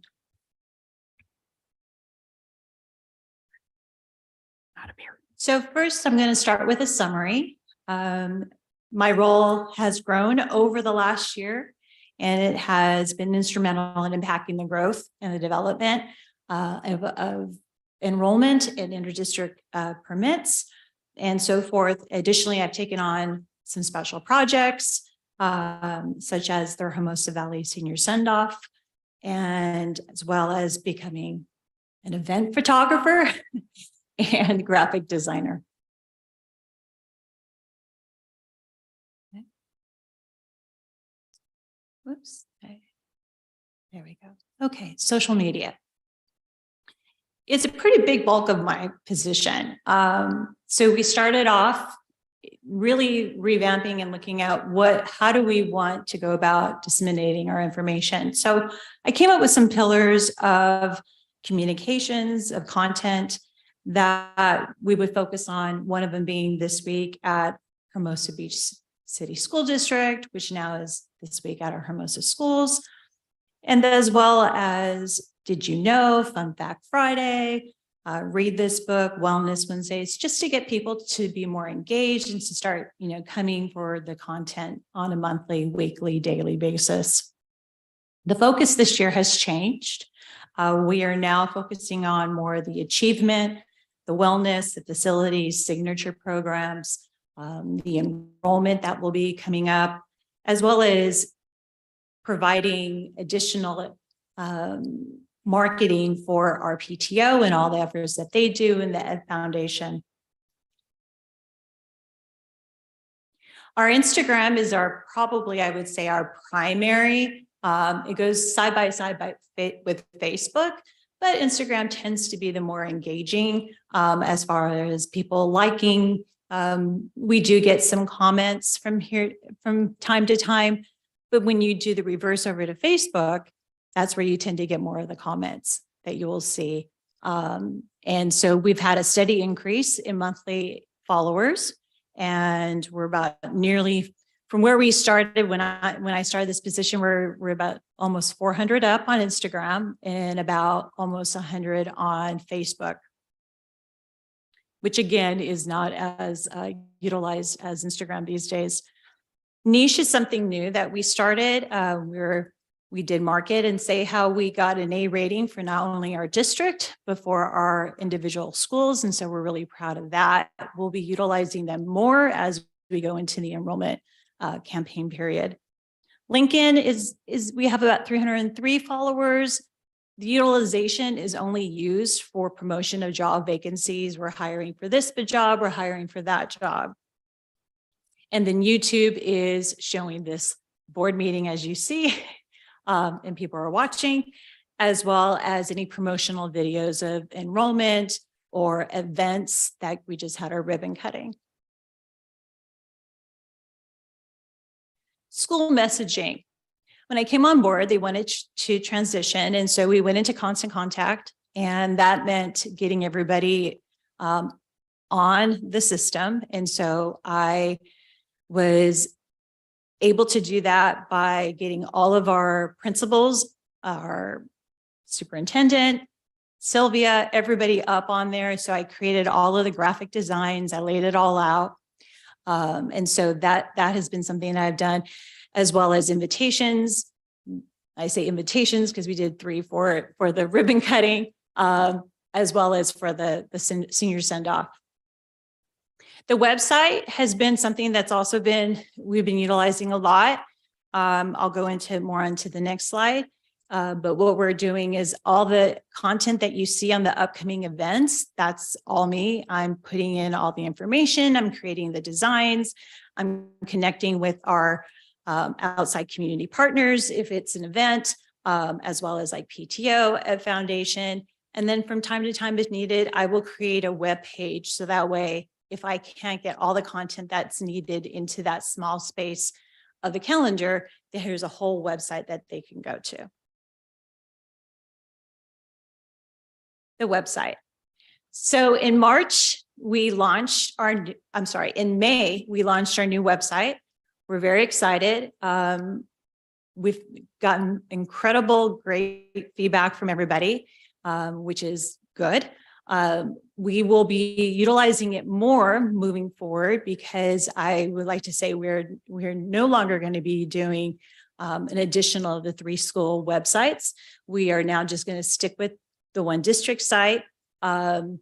And so I will be able to put more content into there and not have to worry about duplication on all the other websites. So I'm very excited about that. So you'll be seeing more about that in the coming weeks. And then the 8th grade website.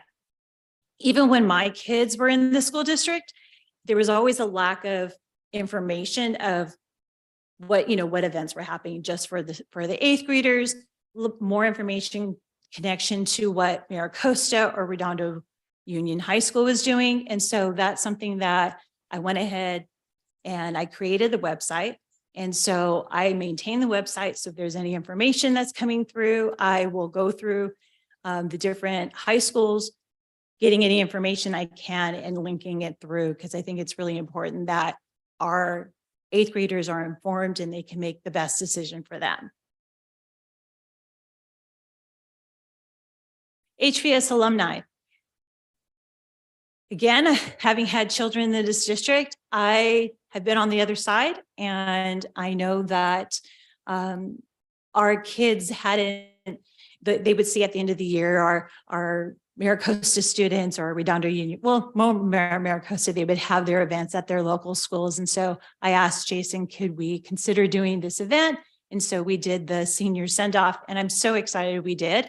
We had nearly 100 students. The feedback, again, thankfully, was incredible. And I think the best thing that I had was a teacher coming up to me and them saying, it made me realize why I'm a teacher.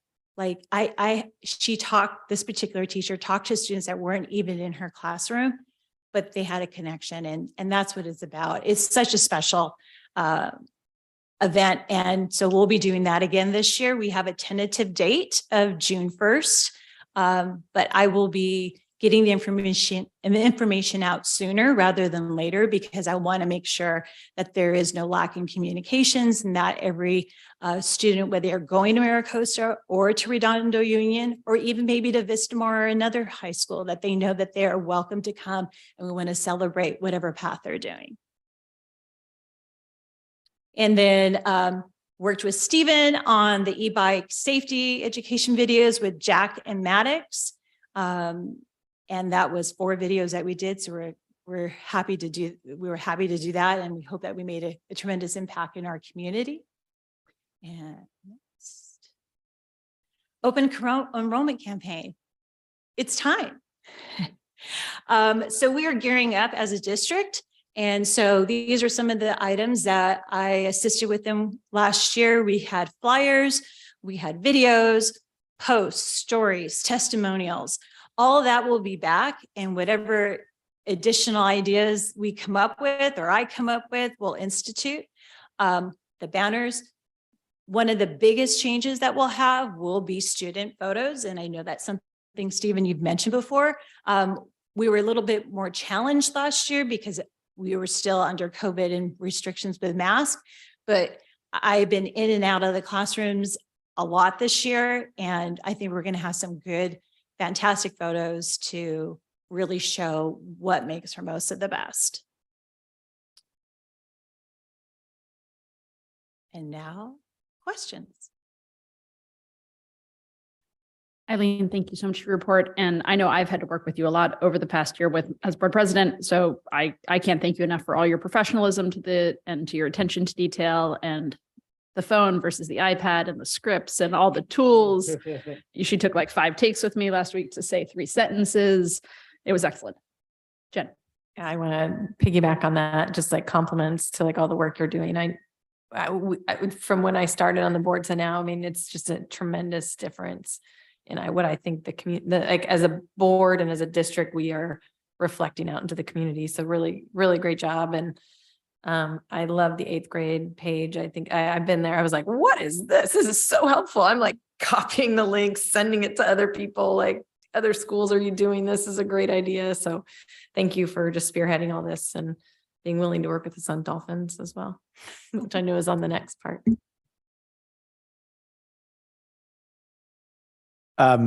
Just wondering, love all the social sites, great work.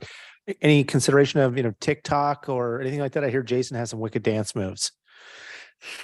There is always some new social media coming in. My college student just told me about Be Real, and that, I don't know if you guys know. Yeah. I'm like, okay, that would be interesting. Yeah. Right now, I think because we're marketing to parents. Yes. And I think that for them right now, the Instagram is good, but that's not to say I haven't thought of what we could do. What I'm thinking of is when we do events, we take a bunch of photos, right? And then we just do a reel with just the music and just show all the photos. Yeah. That's something that we can do that kind of touches a little bit on TikTok. But yeah.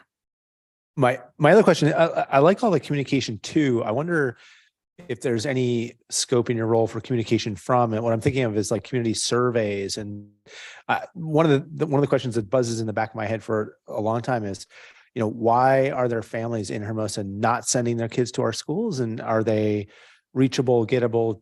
Are there, is that a community that, we're putting a lot of time and effort into recruiting outside of our community? Are there families inside the community that could be reached, and it might be insightful for us to learn? If not, why not? No, you bring up a great point, and that's something that Jason and I can talk more about, and especially now that we're going into enrollment, we would like to understand the choices behind. Thank you. Mm-hmm. I just want to piggyback as well. Partly because, we got a chance to work a lot last year, and night and day, but you've been brilliant and absolutely what this district needed. So thank you very much. I mean, I think spotlighting the district's excellence, it is not only so brilliant to see the programs, the community engagement, like we know it and around it, and that's important, I think, for parents. It's not every parent gets, a lot of working parents and families that aren't always able to be on campus and around. I think it's great as a quasi employee, I feel very proud of our district seeing this stuff. It's also really wonderful, I think, when we put this out into the community forums, Facebook, whatever it is, that they feel very proud of their school districts. And that when we're then asking for bond measures or whatever else, and, or they're just like, no, they're very proud that they've got great schools and the community invests in its schools. And the key one is prospective families, because that word of mouth is so key that people want to move to Hermosa Beach. No, I don't want to go to that district. I want to go to that district because they have those schools and for those things. So thank you. The night and day aspect, the website, I mean, I couldn't even read emails on my mobile device a few years ago. So like just the amount, but I know how much work and effort goes into doing, putting on a new website and wherever else. So thank you. You also are exceptional because you know our community. I mean, you are in the community, you lived in Hermosa Beach many years. Your children are successful alumni of our schools. You've been a leader in our schools as a PTO president. So I'm just like, all these things that you're doing are just like fantastic championing. So I just want to continue to say brilliant. Almost to a fault, like the e-bike thing, I think I sucked up a lot of your oxygen last year, but I know it was a really good cause and I know we got to a really good place, but I'll come on to that later. But I just want to say, the key thing I think is these kids thriving. I mean, we have this tagline, that may need to change if it's preschool through life. But anyway, we'll come to that. You guys can address that later. Is just seeing kids thrive. I mean, I think it just makes people feel good. I mean, yeah, social media and where else, but like you say, website. I love that it's one website and we're not fractionaling it wherever else, because we're one school across 3 sites. And as a parent, it's hard enough to navigate week to week, let alone figure out a new website and individual sites to be managed by different campuses where else. So like, all the decisions you're making, fantastic. I even have family in other countries knowing more what's going on in my school district than I do. I get my dad commenting on, do you know what's going on at Hermosa Beach this week in schools? I'm like, yes, Dad, I do. I do, thanks. Yeah. It's really, I mean, so look, I think it's important that you get all of this because you are tireless in the amount of work you do, and it's really great.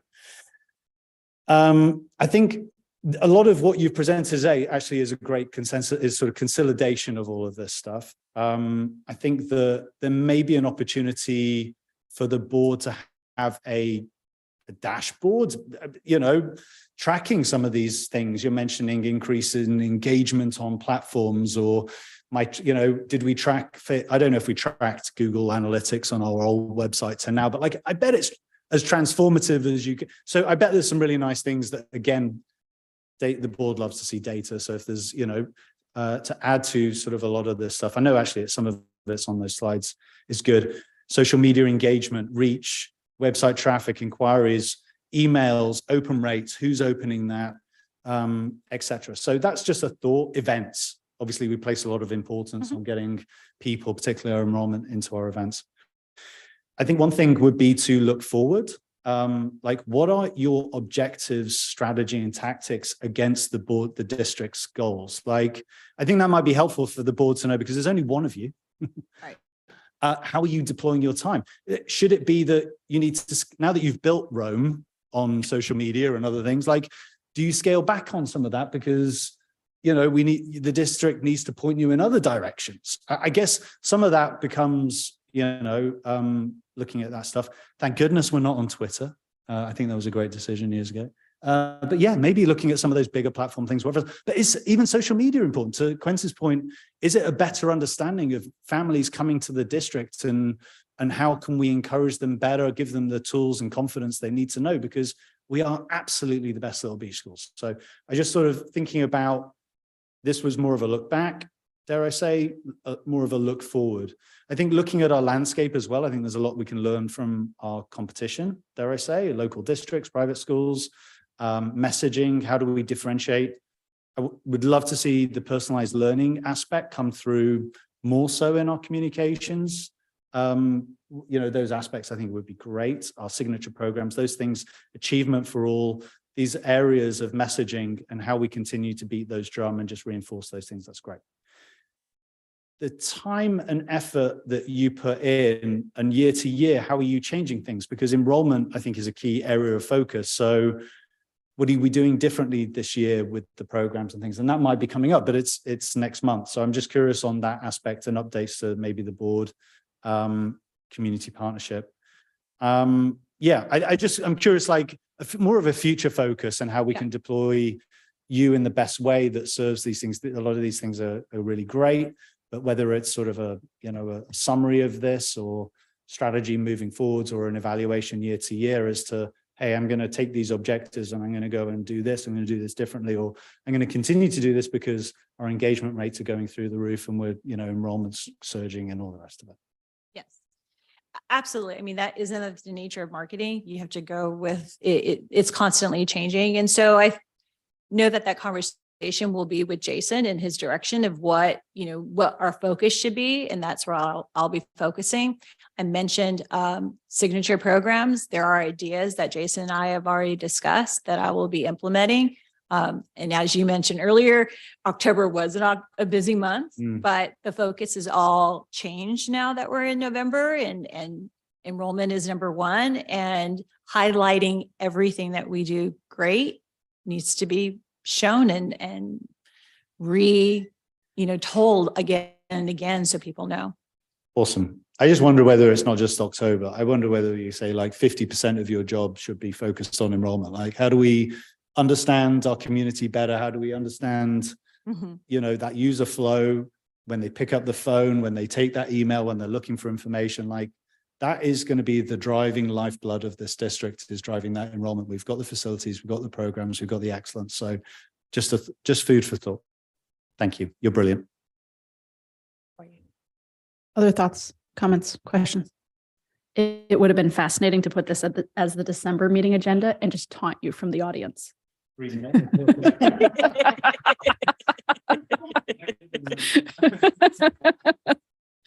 Thanks for your thoughts on it, Stephen. I appreciate it. And thank you, Eileen, for all your work. Moving on to R-2022, the Crisis Communication Matrix, Dr. Johnson.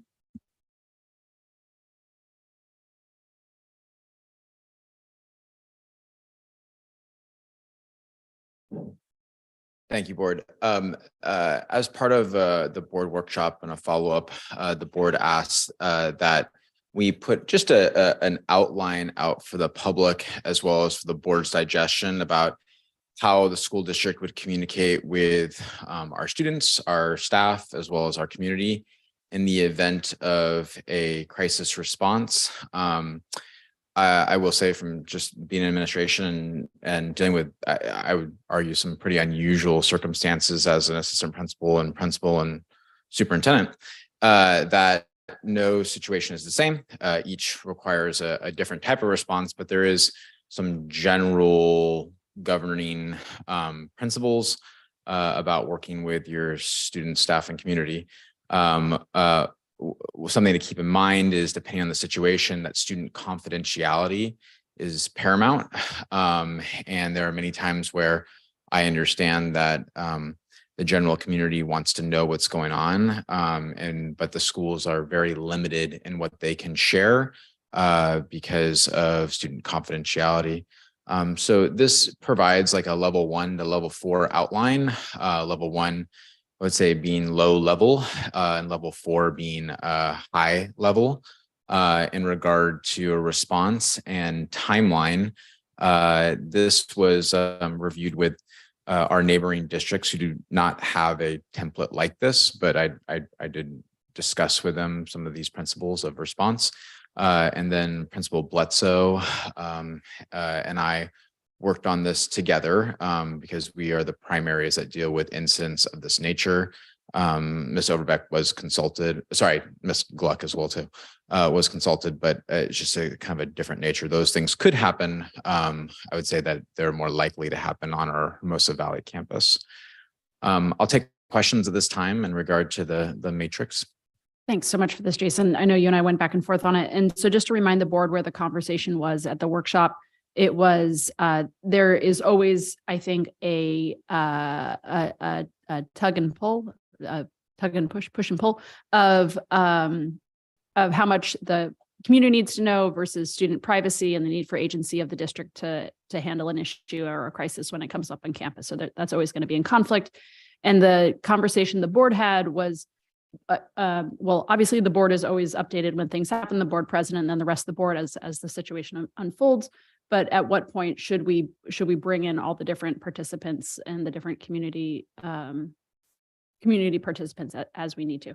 So I just wanted to level set on where this conversation came in, because often when crises do erupt and the board is pressured with public pushes for information, there is this, I think we're diverting resources that the district needs at that time in terms of time and ability to think about things to handle on the situation with the board's demands from the public to push information out. So this was meant to help us align how the board responds to it when we're getting public pushes for information, as a way to keep kids safe, as a way to allow the district to handle things, and also as a way to provide transparency to the community.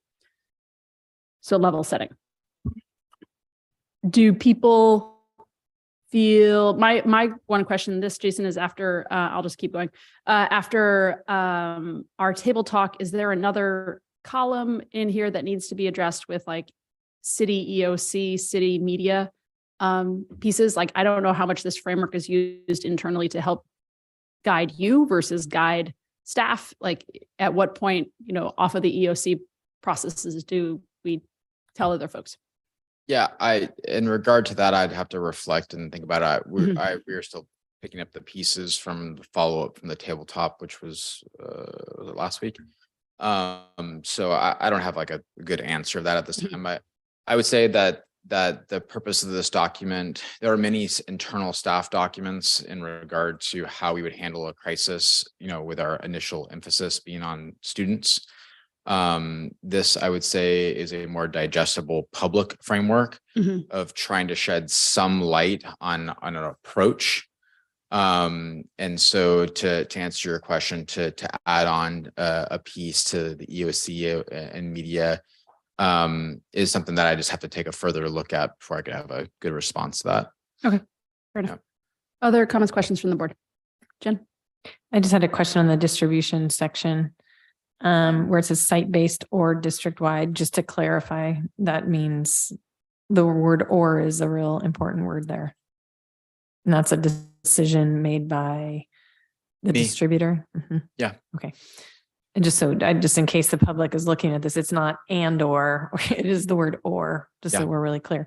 And then where does like cyberbullying, or like if there's a endemic amount of, is that the right word, amount of cyberbullying happening at school sites, or things that you're noticing as a district that students are creating, that families need to know about?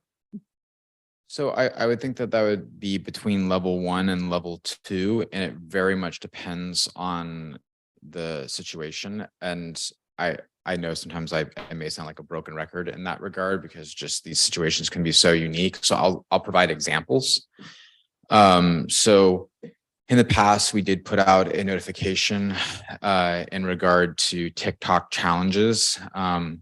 This was, you mean like a phenomena that occurred for a period of a few months, where there were challenges that were put out on TikTok that were, to create mischief type events at a school, like vandalism at the bathroom. So, it began with a staff notification, and then as it continued, it evolved into a student notification along with parents. The difficulty with some of the events like that, especially with social media bullying, is that administration truly has to gauge, is this an individual or cluster issue? And if they can make the situation worse by mass addressing it. And that is a very difficult call. And I've seen it go both ways in my time in administration.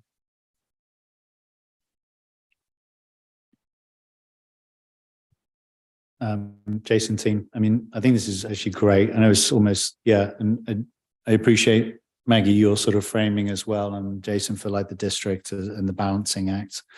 Also the nuanced situations, and every situation being so different. I have a question on whether like the within 24 hours, I guess within that is like in an ideal world, it would be before school the next day. Like there's an element of some families or whatever else, thinking back of instances in the last year or two, where there's prompted questions, then they've gone, well, do I send my kids to school this next day, and not knowing what to do or whatever else. I'm just sort of trying to sort of wrestle that sort of thing of, yes, 24 hours, it's a broad thing, but are there sort of in an ideal world, we'd let them know before the school day, or we'd let them know whatever. Like it is a based on the situation thing. And within that, can communication go out that says we're aware, it depends on the situation. Does communication go out going, we're aware of this, it's being handled, and it manages those expectations on a time frame with the community? Because sometimes parents are like, I want to know now, I want to know before school tomorrow, whatever else. Like, do you set those sort of, is this then a framework that then maybe you use to set expectations with families or parents or staff or whatever else? If I understand the question correctly, is in some cases, would we respond sooner than within 24 hours based off the circumstances? And the answer would be yes, depending on the situation. What is maybe there's a column here or thought to notifications and communications. It says communication matrix, but I'm not sure, like I know we've considered text, we've considered emails, we've considered voice robocalling, whatever else. Does that fall within level 4 gets, text messaging, whereas level 1s get emails? I don't know. Maybe that's just a very tactical thing, but. Yeah, I would describe this matrix as the content and the character of communication. It does not address the means, though text message has been something that the district has changed its policy. The prior administration's policy was that text message needed to be an opt-in for the district. And I have changed that to now it is an opt-out. And what the public can expect in the next month is that we will begin a practice of emergency notification, sort of like you see with tests of a system, because something that I would like to continue to work on with our district is monitoring our communication volume, which you brought up for a different reason in the previous presentation, because I do look at open rates. And so how many of our text messages are landing, as well as how many of our emails are going to dead emails. And so the only way to address that is what I've shared with this board before. The way I feel about safety is, safety is a routine practice. It's not something you can like put a system in and it's like, okay, that's the system. And so it's incremental in nature. My biggest takeaway is just ensuring of when the moment comes that we need that level of communication, that it's present. It's also valuable for other communications like Skechers Walk. So we'll be employing it as a dual purpose use. Can you actually on the Skechers, can you send out voice text as opposed to like it being an answer message? It's not voice. So at the moment it's a robocall and it just, you have to listen to it and whatever else. But I'm wondering if you could record that message, whether it's a 20-second message or whatever else, and you could send it through the messaging system as opposed to a phone answering system. It's limited to a certain number of characters. So it doesn't take much to send out these texts on our emergency system. So, I haven't explored that capability, but I would probably, if it were an emergency situation, I would aim to write it just because to be as concrete as possible. But typically the text message will say, check your email. Okay, thank you.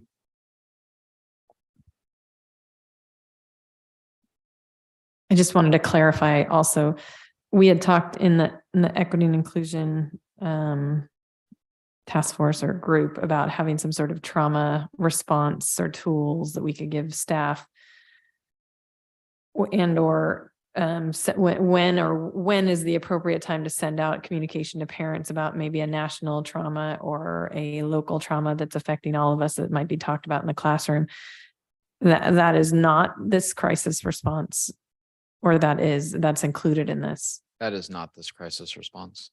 Okay. You mean like I would say that there may be an equivalent incident that would be more immediate that would run the line between those two things, such as, for example, the loss of a former student or a significant or well-known community member.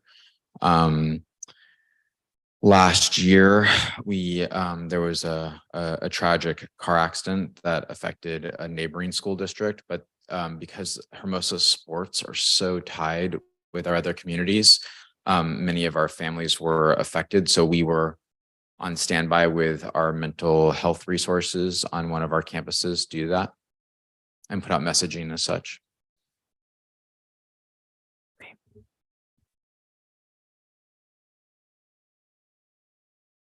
Other thoughts, other questions? Okay. I think we're good. Thank you. Thank you, board. Okay, R-21-22-23 school artwork with Ms. Levin and Ms. Cole. We're gonna let Ms. Levin take it down.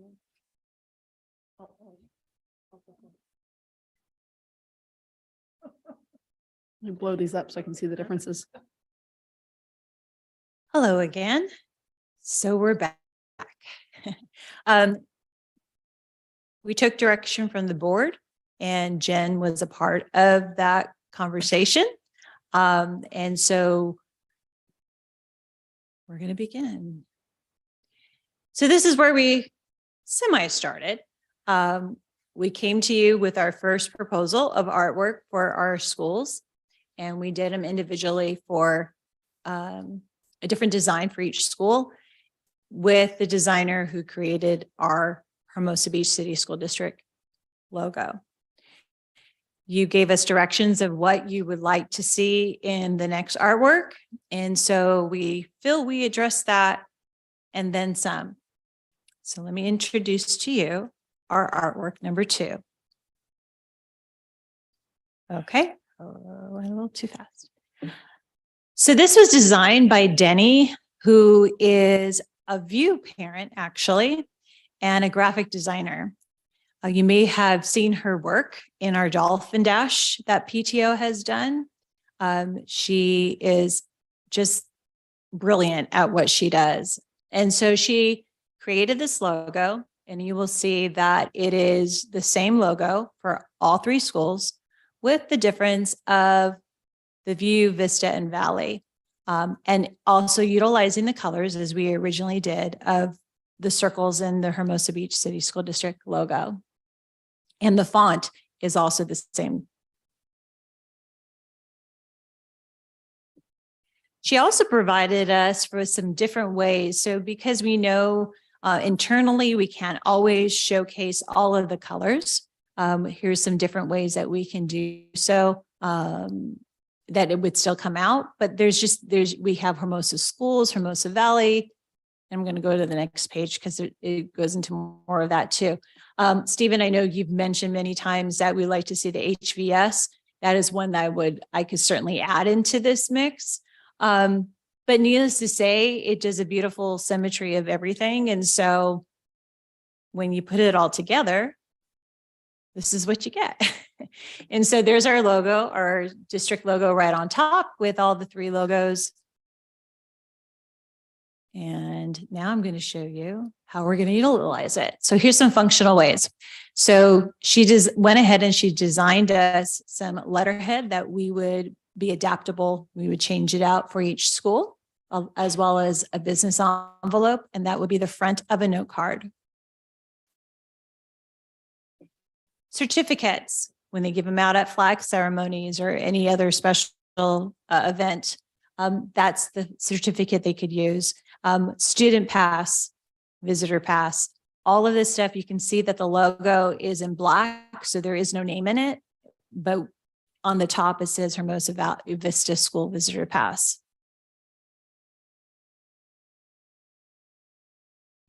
She also showed us how we can implement it into spirit wear. We can put it in sweatshirts, hats, caps, beanies, water bottles. The beauty of having it as one, and as we said, we are one school on 3 sites, is that parents don't have to worry about, oh, what year is this? It's all years that you're here from preschool all the way up to 8th grade. You can wear this. Questions or Jen input? Just looking for boards. We hopefully nailed it for you all. Well done. It's not an easy brief, and to serve sort of these things, I think it's super modern, clean, sophisticated. I love it. In the HVS, the former, we were getting confused on dolphins or whales or other things. So look, well done. We are the only district in LA that can offer one community school. So again, I love that we've simplified the branding, not convoluted the branding, and can lean into HVS and whatever else. Go Dolphins.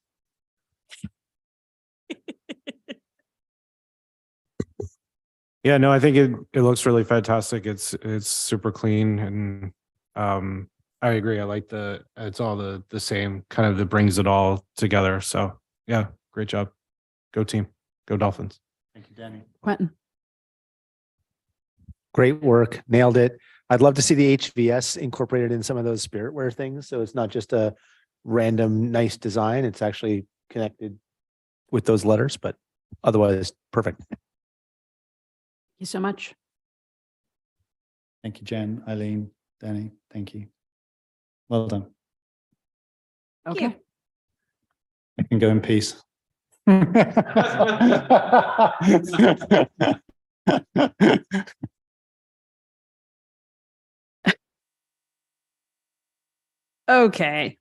We're gonna have fun. Moving on to consent. Following items are presented to the board as consent items requesting approval by one motion, no prior discussion unless requested by the board. Is there a motion? Motion for to approval approve. from the board? Second. Thank you, Stephen, for your motion. Thank you, Jen, for your second. All in favor? I, Any opposed? Seeing none, the motion carries. Moving on to board action, B-41-2223, the agreement for the counseling services with the South Bay Children's Health Center. Dr. Johnson. It's recommended the board to approve this MOU agreement with South Bay Children's Family Center. This is to place a licensed medical family therapist part-time at Hermosa Valley. This is part of our efforts from the Wellness Council, as well as our HBCSD wellness programs initiatives to get them more mental health supports and family supports accessible to our families at the school. Big kudos to Jessica Bledsoe, Paula for securing some funding, and South Bay Families Children's Center, who's doing match funding in order to help us secure this resource. So it's just, continuing to take those steps to make sure that our schools are synonymous with social emotional support. Thank you. Thank you. Are there any questions for the superintendent? Okay, with that, may I have a motion? So moved. Thank you. Doug, is there a second? Second. Thank you, Stephen. All in favor? Aye. Any opposed? Seeing none, the motion carries. Moving on to P-22-2223, the revised salary schedule for the Director of Administrative Services. Dr. Johnson. Thank you. After doing administrative analysis and comparison salaries across the South Bay and just evaluating duties, it's recommended to the board to revise the salary schedule for the Director of Administrative Services to meet those comps or be closer to them. The Director of Administrative Services provides a variety of roles from special education to preschool now, as well as initiatives and enrollment, you name it, the position does it. So our recommendation to the board is to continue to look at ways to keep this position and the person that fills it recommended to the board for approval. Thank you. Thank you so much. Are there any questions by the board? Does this go to the entire department or just the position? Okay, so the whole department. Right, thank you. Okay, seeing no questions is So moved. Thank you for the Second. motion, Stephen. Thank you for the second, board. All in favor? Aye. Any approved? Any opposed? Seeing none, the motion carries. Moving on to P-23-22/23, the third amendment to the superintendent employment contract. So board, we went through the superintendent contract over the summer and we now have everything. We did was it a temporary approval that we did in August, or it was a preliminary approval? Approved salary and benefits, and it was read and approved by the board. Read and approved by the board, and that was over the summer. So now we have our final contract. I'm going to read out the compensation pieces as per. Yeah, just to clarify, none of the terms have changed since then. The board has opted, though, just to consolidate the contract into one single document, so it's just easier for everybody involved. Thank you. Okay, the item P-2222/23 on the board agenda is approval of a proposed employment contract for the superintendent. The proposed contract would supersede the superintendent's existing employment contract, which has a term ending June 30th, 2025. The contract provides for the term of employment from July 1st, 2022 to June 30th, 2026. Effective July 1, 2022, the superintendent's annual base salary for the 2022-23 school year shall be $199,691.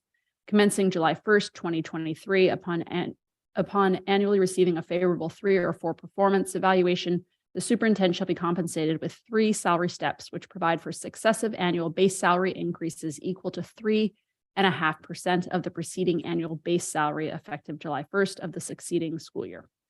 For the 2022-23 school year only, the superintendent shall receive a one-time off-schedule salary bonus of $5,788, equivalent to 3% of the superintendent's 2021-2022 base salary.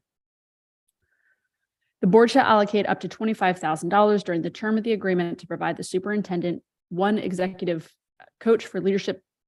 To provide the superintendent executive coaching for leadership development, with a coach to be identified by the superintendent with concurrence by the board, and human resources support on employment, finance policy development, subject to the board's approval of consulting contracts for this purpose. Any questions by the board? Is there a motion? So moved. Thank you, Stephen. Is there a second? Second. Thank you, Doug. All in favor? Aye. Any opposed? Seeing none, the motion carries. Thank you so much, Jason, for your work. Thank you. With that, we are going to move to board member roundtable. Who would like to start? Quentin? Nothing? Good. Jen? Jason, would you mind just telling us a bit about the wellness fair that happened last week? Sorry, I wasn't able to attend, but I know it happened. Yeah, the Fall Fitness Festival. First off, special kudos to Shara Wiley, who's a member of the Wellness Council and just an amazing person. She also used to do the Halloween Carnival, so clearly she's slowed down. And so she and I had this idea of doing a Fall Fitness Festival because we're looking for opportunities to promote wellness, as well as to partner up with our local community vendors and fitness, wellness, and mental health. So we had over 20 vendors that were present, from gyms like Afterburn Fitness to health. Their food was really good. Health for Go, health food to go. Yeah, they were great. Those bars, yeah, those bars. Geez, I had like 3.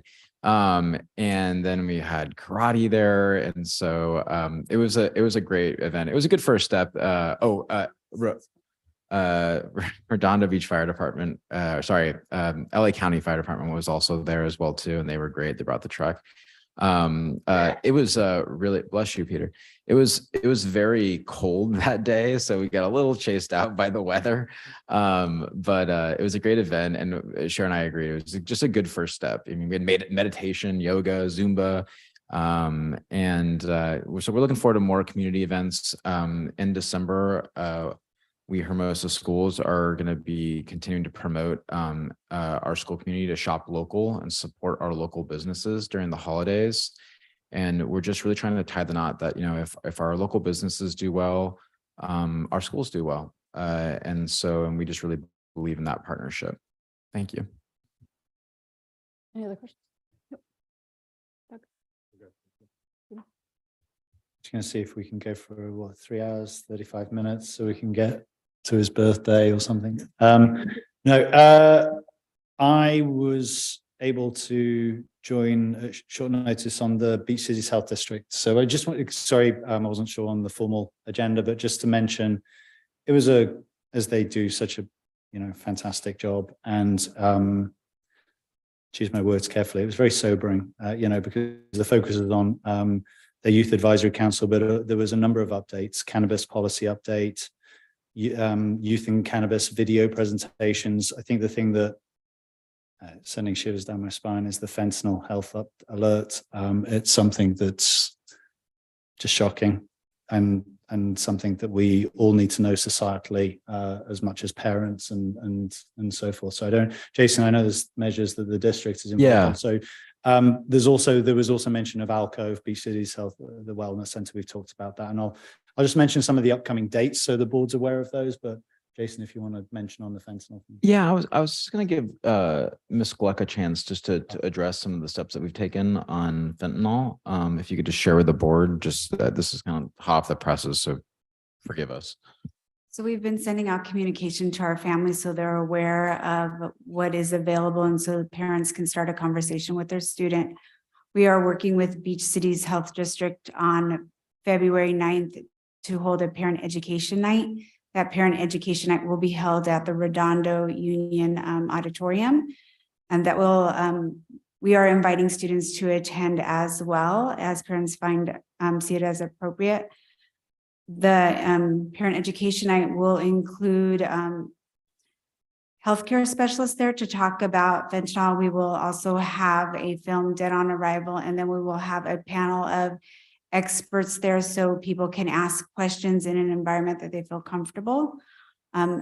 That's really important. We are also working as a district to update our board policies, which will hopefully be coming to you next month, and working with our staff, particularly our nurse with professional development in administering Narcan and Naxaline, which is what we would use if a student would overdose on campus.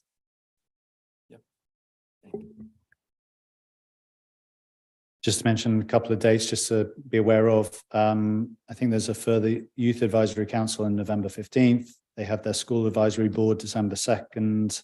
State of Our Health, Cannabis and Youth, December 12th. There's lots of things on the horizon. Old Cove, Beach Cities Community Grand Opening, January 28th, I believe. I'm sure we'll confirm these things nearer the time and notes will go out. And then this community forum on fentanyl, February 9th. For anyone who's a podcast listener, actually our neighbors next door, MBEF, put out a really good podcast. And the latest one is with Dr. Alice Quo on fentanyl. It's worth a listen as well. So it's In the Know podcast. It's actually produced by MBEF and they touch on a lot of great subjects, but that latest one that they had is with board members and their medical advisory committee from Beach Cities Health District, etc. It's just, yeah, it's a good, and you know, yeah. Great. That was the update on Beach Cities Health District.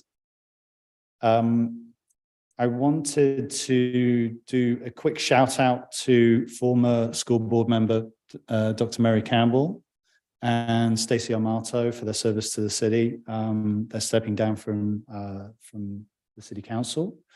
It looks as though Raymond Jackson, I don't want to speak too early, but it looks like hopefully his continued service. So given our close relationships with the city council, I just want to say thank you, and particularly Dr. Mary Campbell for that. I don't know if the board, I was going to parting thoughts on board representatives for 2023. I know it was circulated to the board in terms of the committees and the representation that you'll be discussed. The board will discuss as part of the rotation in December. Just a thought, having gone through, maybe I'm still PTSD from last year, is as much as possible to lighten the load on the president role. I think as much as possible, letting that president lean into the things that they need to do and not have them maybe have to go to Beach Cities Health District or other things. Let those be represented by other committee members. That I think it's important that then the president role isn't seen as something that's like, oh my gosh, that's so enormous. Maybe again, it's, you know, different things, but that's just a thought. I'm curious also because there'll be changes to that representative list. I don't know if the board is planning to discuss that. Measure S, you know, and the community, obviously there's regular updates on construction and other things. So I'm wondering if that parlays into new roles or committee representation for based on the new board goals. I don't know if that's been discussed as well. We have state-of-the-art facilities and other things that sort of maybe are representations. I also think it would be good for the board to think about any other changes. Do these committees and things need to meet as often? Do they need to meet, like, have some of these, I don't want to say they've served their purpose, but have some of them, do they need to be twice a month? Do they need to be whatever? I'm just trying to be judicious, not only with the board's time, the staff time, etc. That I think as you think about that and you go into your prep, you know, don't just sign Kathy up for everything, and that'll be great. Actually mentioning Kathy, I want to mention to the board that I did meet with her. I had just a very informal chat, coffee, just sort of more meet and greet and just sort of things. So very excited for her to come onto the board, and I will come onto that next week, month even. What else can I keep talking about until we get to his birthday? I mean, we could. No, that's it. Thank you, everyone. Happy Thanksgiving. So I haven't watched my Snoopy Thanksgiving yet. It can't be. Okay, just in terms of the committees, for notes, just to clarify on that. So the Measure S1 will likely have to be canceled off of that.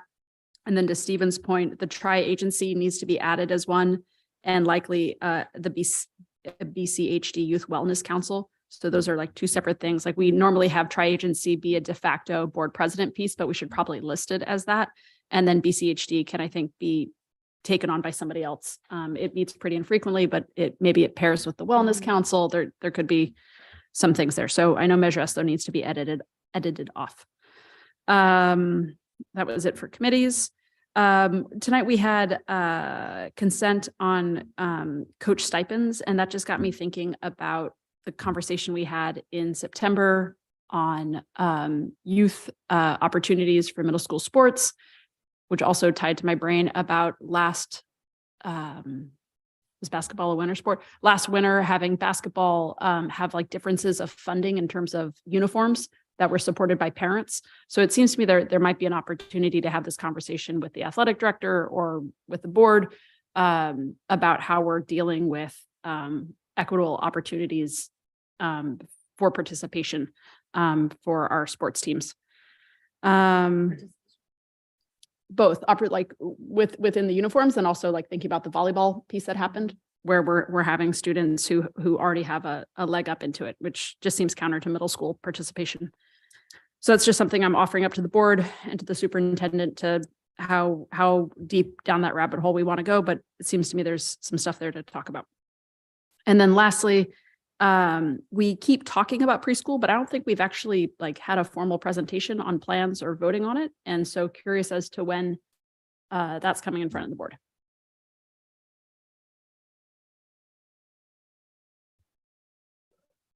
Mm-hmm. We are doing some final evaluations from the state for Child Welfare Agency, and we hope to bring something to the board in January. And that'll be for final approval, or that'll be just like draft of here's what we got. Right now, there's nothing for the board to approve. So until I see a board action item per se, I mean, like, then it would be a superintendent report. Got it. Okay. Excellent. With that, thank you to all our veterans. Glad we can take Friday to celebrate them, and happy Thanksgiving. Is there a motion to close the meeting? So moved. Is there a second? Second. Thank you. All in favor? Aye. Adjourned.